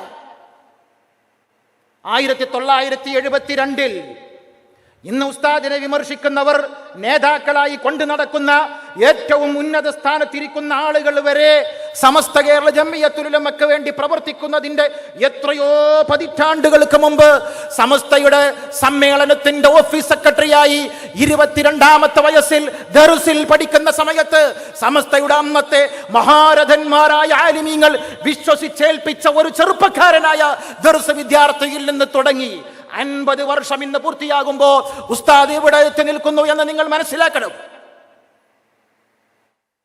എല്ലാ നിർണായക ഘട്ടങ്ങളിലും ഉസ്താദ് ശ്രദ്ധിച്ചിട്ടുണ്ട്. 1989 ദൗർഭാഗ്യകരമായ പിളർപ്പ് സമസ്തയിൽ നടക്കുന്ന സന്ദർഭത്തിൽ ഒരുപാട് ഇപ്പുറത്തുള്ളവർ അപ്പുറത്തരുത്, അന്ന് ഉസ്താദ് അവിടെ ഉണ്ട്. ഉസ്താദിനൊരു സംശയം ഉണ്ടായിട്ടില്ല. അപ്പൊ ശത്രുക്കളും ഉസ്താദിന് കൂടുതലാ. ഇപ്പൊ ഒരു കാക്കനാടൻ വിഷയം നടക്കണ്ടല്ലോ. ഇപ്പോ കാക്കാന്റെ വിഷയം എന്താ? കാക്കാന്റെ വിഷയം, കാക്ക ഒരു പുസ്തകം എഴുതിയെന്നാ പറയണത്. ഗൂഢാലോചന ഉണ്ട് അതിന്റെ പിന്നില്. എന്താ കാരണം? 1980കളിൽ കേരളത്തിലെ മലപ്പുറം ജില്ലയിലെ മുസ്ലിം ഗ്രാമങ്ങളിൽ മിഷണറിമാർ ആളുകളെ മതപരിവർത്തനം നടത്തിയപ്പോൾ ഉസ്താദ് അതിനെതിരെ ഒരു പുസ്തകം എഴുതി. അപ്പൊ അവരുടെ ശത്രുക്കളായി. അപ്പൊ ഇതിനെ പണി കൊടുക്കണം. ഒന്നെങ്കിൽ ബോധപൂർവം, അല്ലെങ്കിൽ മറ്റാരോ ഉസ്താദിന് പണി കൊടുത്തതാണ്. എന്തായാലും ഉസ്താദ് അത് വിശദീകരിച്ചിട്ടുണ്ട്, ഞാൻ വിശദീകരിക്കണില്ല. എൻ്റെ പ്രിയപ്പെട്ടവരെ, ഒരു മുഖ്ലിസായ ഉത്തരവാദിത്വം നിർവഹിക്കുന്ന പണ്ഡിതൻ ചെയ്യേണ്ട പണിയല്ലേ ഉസ്താദ് ചെയ്തിട്ടുള്ളൂ? അതിലപ്പുറം എന്തെങ്കിലും ഉസ്താദ് ചെയ്തോ? എന്നിട്ട് ഉസ്താദ് അന്ന് തന്നെ അതിന്റെ വിശദീകരണം പത്രങ്ങളിൽ കൊടുത്തു. ആളുകൾക്ക് അത് വിശദീകരണം പറഞ്ഞു കൊടുത്തു. ആ വിഷയം തീരേണ്ടതല്ലേ? എന്നാൽ 89 പിളർപ്പിന് ശേഷം നേരും നെറിയുമില്ലാത്ത വിഘടിതർ ആ വിഷയങ്ങൾ ഉയർത്തിക്കൊണ്ടുവന്നു. ഇപ്പൊ വലിയ വർത്താനം പറയാം, ഞങ്ങൾ അന്നത് പറഞ്ഞിട്ടില്ല എന്ന്. പറ്റുന്നിടത്തോളൊക്കെ ഉപയോഗിച്ചിരുന്നത്. ഉസ്താദ് വ്യാജകേശത്തിനെതിരെ പ്രസ്താവന ഇറക്കി, പോരാട്ടം നടത്തി, അള്ളാഹുവിന്റെ റസൂലിനെ വെച്ച് ബിസിനസ് നടത്തുന്നതിനെതിരെ പോരാടിയപ്പോൾ അന്നും ഈ വിഷയം എടുത്തിട്ടു. ഇപ്പോൾ നിലവിലെ സാഹചര്യത്തിൽ ശരിയല്ലാത്ത അരുതായ്മകൾക്കെതിരെ തന്റെ കൂടെ നിൽക്കുന്നവർ ഓശാന പാടിയപ്പോൾ, ഉസ്താദ് അതിനെ വിമർശിച്ചപ്പോൾ ഇപ്പോഴും വീണ്ടും അതെടുത്തിടുന്നു. ഇല്ല എന്ന് നിങ്ങൾക്ക് പോലും ബോധ്യപ്പെട്ട ഇത്തരം ആരോപണങ്ങൾ, വളരെ മോശമായ ആരോപണങ്ങൾ ഒരു പണ്ഡിതനെ കുറിച്ച്, അതും ഇസ്ലാമിന്റെ സംരക്ഷണത്തിന് വേണ്ടി മറ്റുള്ളവരോട് പോരാടിക്കൊണ്ട് ഗ്രന്ഥരചന നടത്തുകയും ആഗോള പ്രശസ്തമായ സർവകലാശാലകളുമായി കോർഡിനേറ്റ് ചെയ്ത് ഈ കേരളത്തിലെ ഏറ്റവും മനോഹരമായ ഒരു വിദ്യാഭ്യാസ സ്ഥാപനത്തിന് തുടക്കം കുറിച്ച് 3749 ഉദവികളെ സമൂഹമധ്യ സമർപ്പിച്ച് ദീനീ പ്രവർത്തനം നടത്തുന്ന ഒരു ആലിമിനെതിരെ ഇങ്ങനെ പറയാൻ പാടുണ്ടോ? ഞാൻ ജയിപ്പിക്കാരോട് കൂടിയാ ചോദിക്കണത്. നാണവും മാനവും വേണം മനുഷ്യനായാലും കുറച്ച്. പാണക്കാട് തങ്ങന്മാരെ പറ്റി പറഞ്ഞവർക്ക് ഇതൊന്നും വലുതാവുമല്ലോ. ഞാൻ ആ പഴയ കാര്യമൊന്നും എടുത്തിടാൻ നോക്കണില്ല. കാരണം ഒരുപാട് നല്ല AP വിഭാഗത്തിലെ ആളുകളൊക്കെ ഇപ്പോൾ സത്യം മനസ്സിലാക്കിയിട്ട് ഇങ്ങനെ പതുക്കെ നിലപാട് മാറ്റിക്കൊണ്ടിരിക്കുന്ന സമയമാണ്. നേതാക്കന്മാർ മാറണില്ലെങ്കിലും മാറട്ടെ, നന്നാവട്ടെ. നമുക്ക് ആഗ്രഹം അതാണ്. നമുക്ക് ഓരോട് വ്യക്തിവൈരാഗ്യമൊന്നും ഇല്ലല്ലോ. ഇതൊക്കെ ഒന്നാകണം, എല്ലാവരും നന്നാകട്ടെ തന്നെ ആഗ്രഹം. പക്ഷെ ആഗ്രഹം എന്തിൻ്റെ പേരിലാണ് എന്നത് പ്രധാനമാണ്.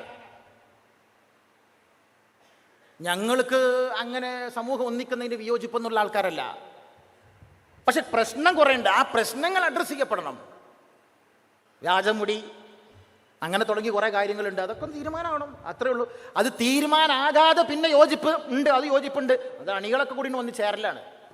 അതിങ്ങനെ പതുക്കെ നടന്നുകൊണ്ടിരിക്കുകയാണ്. അള്ളാഹ് അത് കൂടുതൽ ശക്തമാക്കട്ടെ. കാരണം ആളുകൾക്കൊക്കെ ബോധം വെച്ച് തുടങ്ങിക്കണല്ലോ, മനസ്സിലാക്കാനുള്ള ബുദ്ധിയുണ്ട്. അപ്പം ഞാൻ പറഞ്ഞു വരുന്നത്, ഉസ്താദ് ജമിയത്തുൽ മുഅല്ലിമീൻ്റെ പ്രവർത്തനങ്ങളിലുണ്ട്.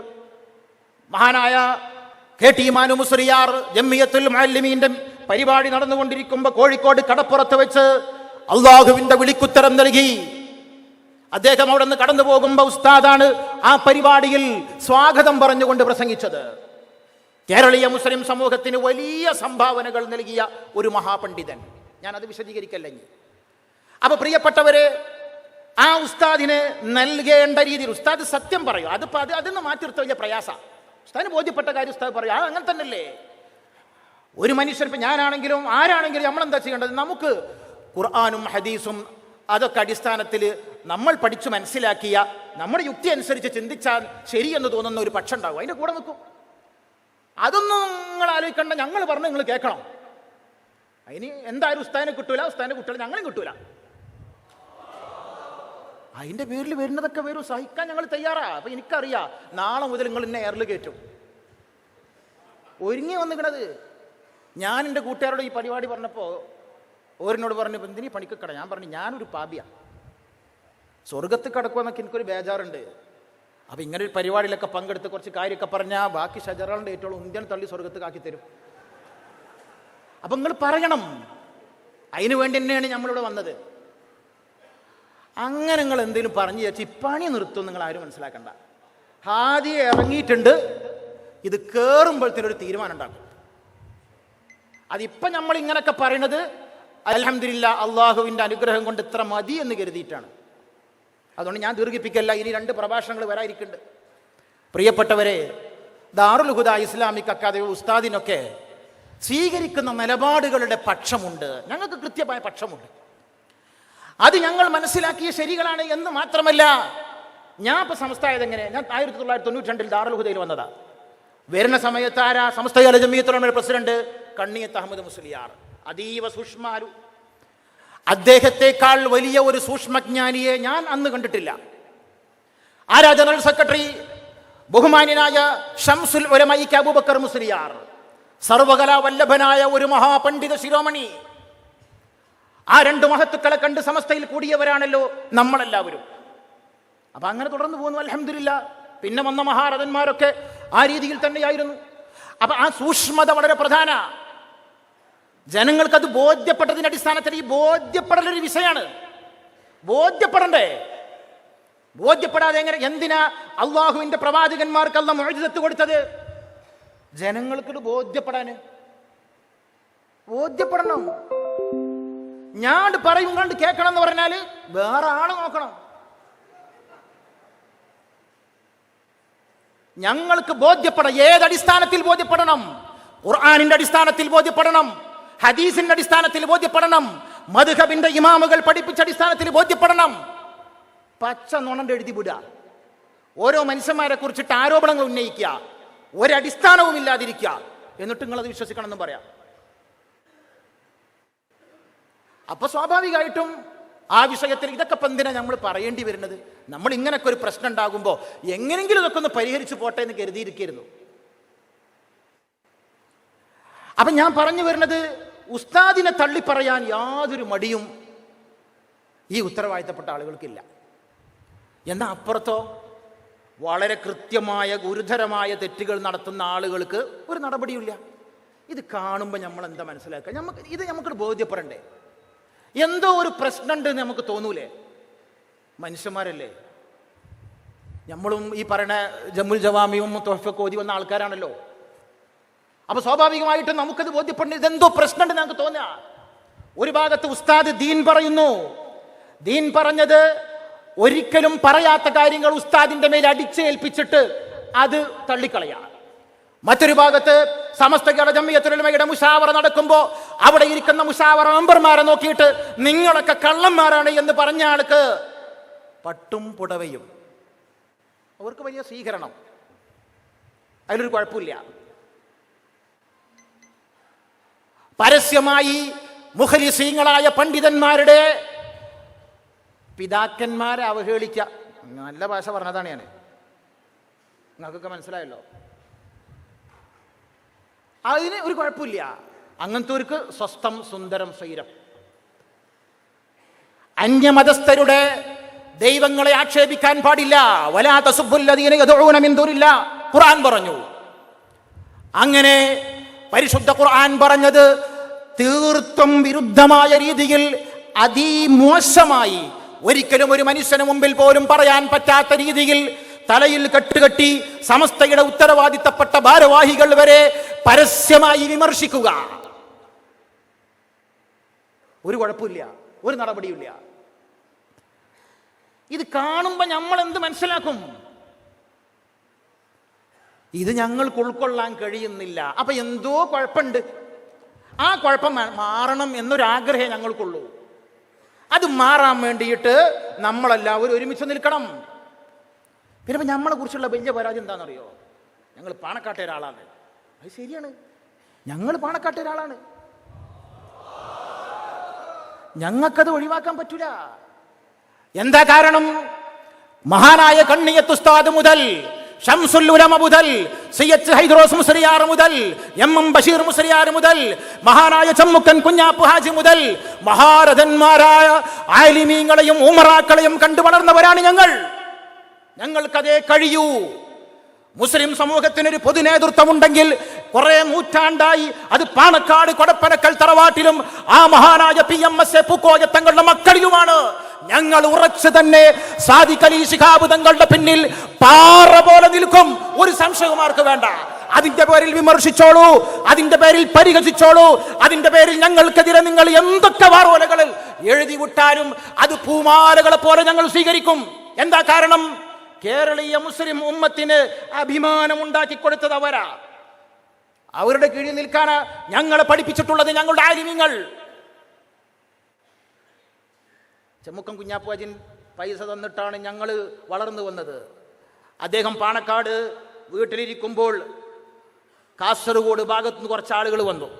അദ്ദേഹം നല്ല ഹൈടെക് ഉള്ള, കാണാൻ നല്ല ചന്തള്ള മനുഷ്യനാണ്. അപ്പോൾ വന്ന ആൾക്കാർ വിചാരിച്ച് ഈ ഇരിക്കണതാണ് തങ്ങൾ എന്ന്. അങ്ങനെ തങ്ങളെടുത്തേക്ക് കയ്യെ കൊടുത്തപ്പോൾ അപ്പോൾ മൂപ്പര് പറഞ്ഞു, ഞാൻ തങ്ങളല്ല, ഞാൻ തങ്ങളുടെ വടുവനാണ് എന്ന് പറഞ്ഞു. എന്ന് പറഞ്ഞാൽ അടിമയാണ് എന്ന്. അത് കേട്ട് വളർന്നവരാ ഞങ്ങൾ. അപ്പോ അതിൽ ഞങ്ങളുടെ നിലപാട്, ഉലമാക്കളും ഉമറാക്കളും ഒരുമിച്ച് നിന്ന് പാണക്കാട് സാദാത്തുക്കളുടെ കീഴിൽ സമസ്തയും മറ്റു സംവിധാനങ്ങളും ഒന്നിച്ച് പ്രവർത്തിച്ചു പോകണം എന്ന് ആഗ്രഹിക്കുകയും അതിനുവേണ്ടി പ്രവർത്തിക്കുകയും ചെയ്യുന്നവരാണ് ഞങ്ങൾ. ആ പാണക്കാട് തങ്ങളെ 1500ഓളം മഹല്ലുകളിലെ ഖാദിയായ മഹാനായ സാദിഖ് അലി തങ്ങളെ കേട്ടാലറക്കുന്ന ഭാഷയിൽ വിമർശിക്കുന്ന ഞങ്ങൾക്ക് കണ്ടു നിൽക്കാൻ കഴിയില്ല. സ്വാഭാവികമായി ഞങ്ങൾ ആ വിഷയത്തിൽ പ്രതികരിക്കും. ഞങ്ങൾ അവർ പറയുന്ന വഴിയിലെ മുന്നോട്ട് പോകും. അത് സമസ്തക്കെതിരല്ലോ. അതാണ് ഞങ്ങളെ പഠിപ്പിച്ച സമസ്ത. അതാണ് മഹാനായ സമസ്ത കേരള ജംഇയ്യത്തുൽ ഉലമയുടെ മൺപുറഞ്ഞു പോയ മഹാരഥന്മാർ മുഴുവനും ഞങ്ങളെ പഠിപ്പിച്ചത്. ഇപ്പോൾ നിലവിൽ നിങ്ങളുടെ സമീപനാണ് മാറിയത്, ഞങ്ങളുടേതല്ല. നിങ്ങളുടെ സമീപനം മാറി. എന്നിട്ട് ഞങ്ങൾ അങ്ങോട്ട് കൊണ്ടുവരാൻ നിങ്ങൾ ശ്രമിച്ചാൽ ആ കാലമൊക്കെ കഴിഞ്ഞു പോയി.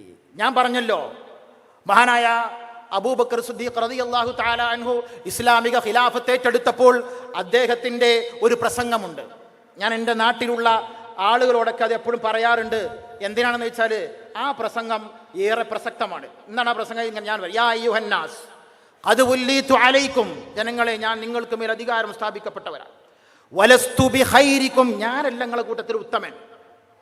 ഞാൻ തന്നെയാണ് സംഭവം, ഞാൻ ഭയങ്കര ഇതിങ്ങനെ പറയലല്ല, മറിച്ച് ഞാൻ നിങ്ങളുടെ കൂട്ടത്തിൽ ഏറ്റവും ഉത്തമനല്ല എന്നാണ് മഹാനവറുകൾ പറഞ്ഞത്.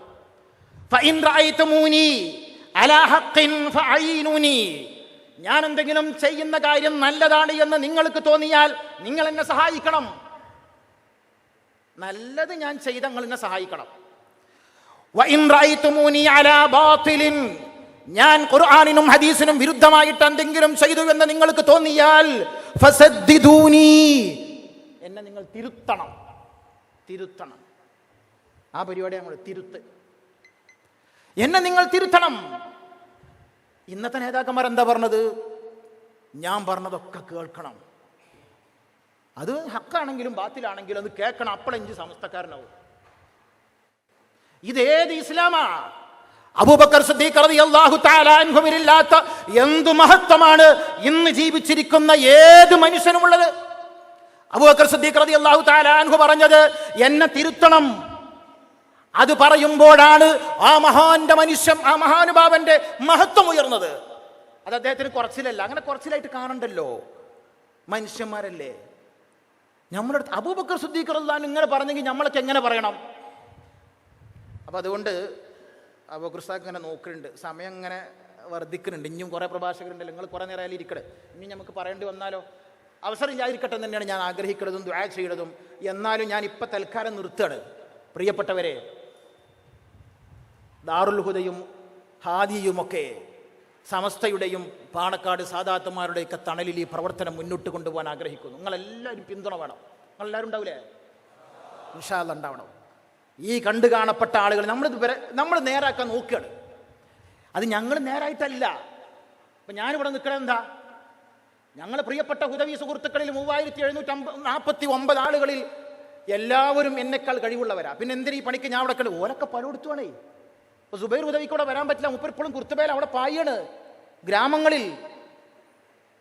നമ്മുടെ പ്രിയപ്പെട്ട അബൂബക്കർ ഹുദവി, അതുപോലെ നമ്മുടെ സിദ്ദീഖ് ഹുദവി ബംഗാളിൽ അവിടെ കിടന്ന് ഓടിപ്പായ. സയ്യിദ് ഹുദവി നാദാപുരം നൈജീരിയയില. ബഹുമാനപ്പെട്ട സിംസാർ ഹക്ക് ഹുദവി, മുസ്തഫ ആക്കോട് ഹുദവി, മുനീർ ഹുദവി വിളയിൽ ഇവരൊക്കെ നല്ല പ്രഭാഷകരാണ്. നിങ്ങൾക്ക് അറിയാലോ. എന്താ ഓരോന്നും ഇവിടെ വരാത്ത്? ഈ ഇതിനോട് യോജിപ്പില്ലായിട്ടാണ് നിങ്ങളത് മനസ്സിലാക്കണ്ട. വളരെ കുറച്ച് ആൾക്കാരുള്ളൂ. അള്ളാഹു ഹിദായത്ത് കൊടുക്കട്ടെ. നമ്മളെ ഒരു ശത്രുക്കൾ, നമുക്ക് ആരും ശത്രുക്കളില്ല കേട്ടോ. നമ്മൾക്ക് ശത്രുക്കളില്ല. ഞങ്ങളെ ശൈലി നല്ല രീതിയിൽ കാര്യങ്ങൾ പറഞ്ഞ് ബോധ്യപ്പെടുത്തുക എന്നതാണ്. ഏതെങ്കിലുമൊക്കെ താല്പര്യത്തിന് വേണ്ടിയിട്ട് ഇപ്പം ഞങ്ങളെ കൂട്ടത്തിൽ തന്നെ കുറേ തുരപ്പന്മാരുണ്ട്, ഞങ്ങൾക്ക് അറിയാം. അതുകൊണ്ടാണ് ഇടക്കിടക്ക് ഇങ്ങനെ ഞങ്ങളെ ഗ്രൂപ്പൊക്കെ ലീക്കാവണത്. പക്ഷെ അതൊക്കെ അതിൻ്റെ വഴിക്ക് പോകും. അല്ലാ തവക്കൽ. കൂരിട്ടണല്ലോ ആഖിറത്തേക്ക് എന്തെങ്കിലുമൊക്കെ. അതിനോരോരോ കാരണങ്ങൾ ഉണ്ടാകുന്നേ ഉള്ളൂ. അപ്പം അതുകൊണ്ട് ദാറുൽ ഹുദയും ഹാദിയും ഒക്കെ നടത്തുന്ന പ്രവർത്തനങ്ങൾ, എൻ്റെ പ്രിയപ്പെട്ടവരെ, ഇത് ഞാൻ വളരെ സ്നേഹത്തോടെ പറയാം. ഞാൻ നേരത്തെ സൂചിപ്പിച്ച ആളുകളൊക്കെ ഉദ്ദേശിച്ചിട്ടാണ് പറയണത്. നിങ്ങളെല്ലാവരും സഹകരിക്കണം. എല്ലാവരുടെയും സ്നേഹം ഞങ്ങൾക്ക് വേണം. ഞങ്ങൾ മാത്രം നടത്തേണ്ട കാര്യമല്ലത്, നമുക്ക് ഒരുമിച്ച് നടത്താം. ഞങ്ങൾക്ക് സമസ്തയോടെ ഒരു വൈരാഗ്യവുമില്ല. ബഹുമാനിക്കാനും ഒന്ന് അനുവദിക്കൂ എന്നാണ് ഞങ്ങൾക്ക് പറയാനുള്ളത്. അതിനനുസരിച്ചൊന്ന് പ്രവർത്തിച്ചാൽ മതിയല്ലോ. അതിന് സമ്മതിക്കൂലെന്ന് ചന്ത കേട്ട്. അപ്പൊ അതുകൊണ്ട് ഞങ്ങൾ നിങ്ങളോട് അപേക്ഷിക്കുകയാണ്. എത്രയോ സാധുക്കളായ ആയിരക്കണക്കിന് ലക്ഷക്കണക്കിന് മനുഷ്യർ അന്നൊന്ന് അധ്വാനിക്കുന്നത് ഒരു കൂട്ടി വെച്ച് അതിൽ നിന്നൊരു വിഹിതം ഞങ്ങൾക്ക് വേണ്ടി മാറ്റിവെച്ച് ഞങ്ങളെ വിശ്വസിച്ചേൽപ്പിച്ചതിന്റെ അടിസ്ഥാനത്തിൽ ഇന്ത്യയിലെ 3000 ഗ്രാമങ്ങളിൽ എത്തിപ്പെടാൻ ഞങ്ങൾക്ക് സാധിച്ചിട്ടുള്ളൂ. 5 ലക്ഷത്തോളം വരുന്ന ഗ്രാമങ്ങളിൽ എഴുത്തും വായനയും അറിയാത്ത കോടിക്കണക്കിന് മനുഷ്യർ ജീവിക്കുന്നുവെന്ന് ഈ രാജ്യത്തെ ഉത്തരവാദിത്തപ്പെട്ട ഭരണാധികാരികൾ നിയമിച്ച കമ്മീഷനുകൾ പറഞ്ഞു. നമുക്കൊരുമിച്ച് പോകാം. അന്ധകാരം കൊണ്ട് ഇരുൾ മുറ്റിയ ആ ഗല്ലികളിൽ കടന്നുപോയി പാവപ്പെട്ട മുസ്ലിങ്ങൾക്ക് ലാ ഇലാഹ ഇല്ലല്ലാഹ് മുഹമ്മദുർ റസൂലുള്ളാഹ് എന്ന് അഭിമാനത്തോടു കൂടി പറയുന്ന ഒരു നാളെ നമുക്കുണ്ടാക്കാൻ കഴിയണം. വമൻ അഹ്സനു ഖൗലൻ മിമ്മൻ ദഅ ഇലല്ലാഹ് വഅമില സാലിഹാ വഖാല ഇന്നനി മിനൽ മുസ്ലിമീൻ. ഞാൻ മുസ്ലിമാണെന്ന് ആരെയും ഭയപ്പെടാതെ ധൈര്യപൂർവ്വം ഈ രാജ്യത്തെ 25 കോടി മുസൽമാന് പറയാൻ കഴിയുന്ന സാഹചര്യം ഉണ്ടാക്കാൻ നമ്മൾ ഒരുമിച്ച് നിൽക്കേണ്ടതില്ലേ? ആ സമയത്ത് ഈ വിവാദങ്ങൾ ഉണ്ടാക്കി ഞങ്ങളെ പ്രവർത്തിക്കാൻ സമ്മതിക്കാതെ ഞങ്ങളെ ഇതുപോലെയുള്ള അനാവശ്യമായ പരിപാടികൾ ഞങ്ങളെ കൊണ്ട് സംഘടിപ്പിക്കാൻ നിങ്ങളൊരു കാരണമാകരുതേ എന്ന് സ്നേഹത്തോടുകൂടി ഞങ്ങൾ നിങ്ങളോട് ആവശ്യപ്പെടുകയാണ്. ഏറ്റവും ചുരുങ്ങിയത് നിങ്ങൾ ഞങ്ങൾക്ക് വേണ്ടി സഹകരിക്കാൻ തയ്യാറില്ലെങ്കിൽ ഈ ആരോപണങ്ങൾ അവസാനിപ്പിച്ച് ഞങ്ങൾ ഗുണകാംക്ഷയോടെ രഹസ്യമായി വിളിച്ചുപദേശിച്ചോളൂ. ഞങ്ങൾ മാറാൻ തയ്യാറാണ്, ഞങ്ങൾ തിരുത്താൻ തയ്യാറാണ്. ഞങ്ങളെക്കാൾ നന്നായി നിങ്ങൾക്കിത് ചെയ്യാൻ കഴിയുമെങ്കിൽ സന്തോഷത്തോടുകൂടി ഞങ്ങളിത് നിങ്ങളെ ഏൽപ്പിക്കാൻ തയ്യാറാണ്. ഞങ്ങൾക്കൊരു മടിയുമില്ല. ആരെങ്കിലുമൊക്കെ പണി ചെയ്യണ്ടേ?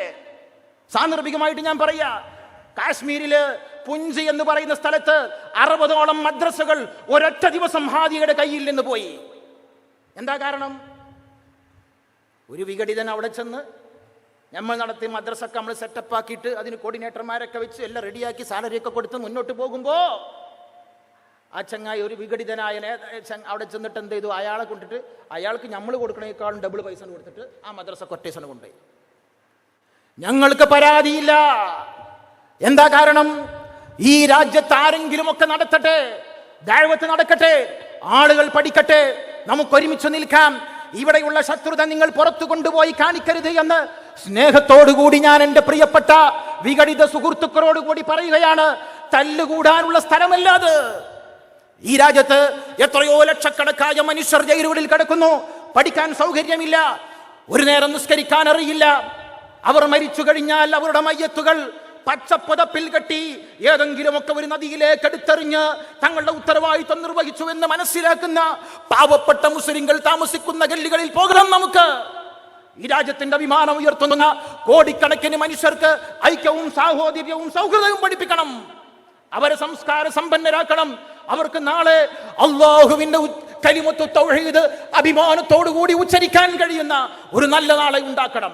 അതിന് പാണക്കാട് സാദാത്തുമാർ മുന്നിൽ നിൽക്കുമ്പോൾ ഭയലേശമില്ലാതെ നമുക്ക് മുന്നോട്ട് പോകാൻ കഴിയും. സമസ്ത കേരള ജംഇയ്യത്തുൽ ഉലമയും നമ്മുടെ രാഷ്ട്രീയ കൂട്ടായ്മകളും പാണക്കാട് സാദാത്തുക്കളും ഉലമാക്കളും ഉമറാക്കളും ഒരുമിച്ച് ചേർന്ന് നിന്നപ്പോഴല്ലേ മദ്രസ ഉണ്ടായത്, യതീംഖാന ഉണ്ടായത്, അറബിക് കോളേജ് ഉണ്ടായത്, പള്ളികൾ ഉണ്ടായത്, സ്കൂളുകൾ ഉണ്ടായത്, ആർട്സ് ആൻഡ് സയൻസ് കോളേജുകൾ ഉണ്ടായത്.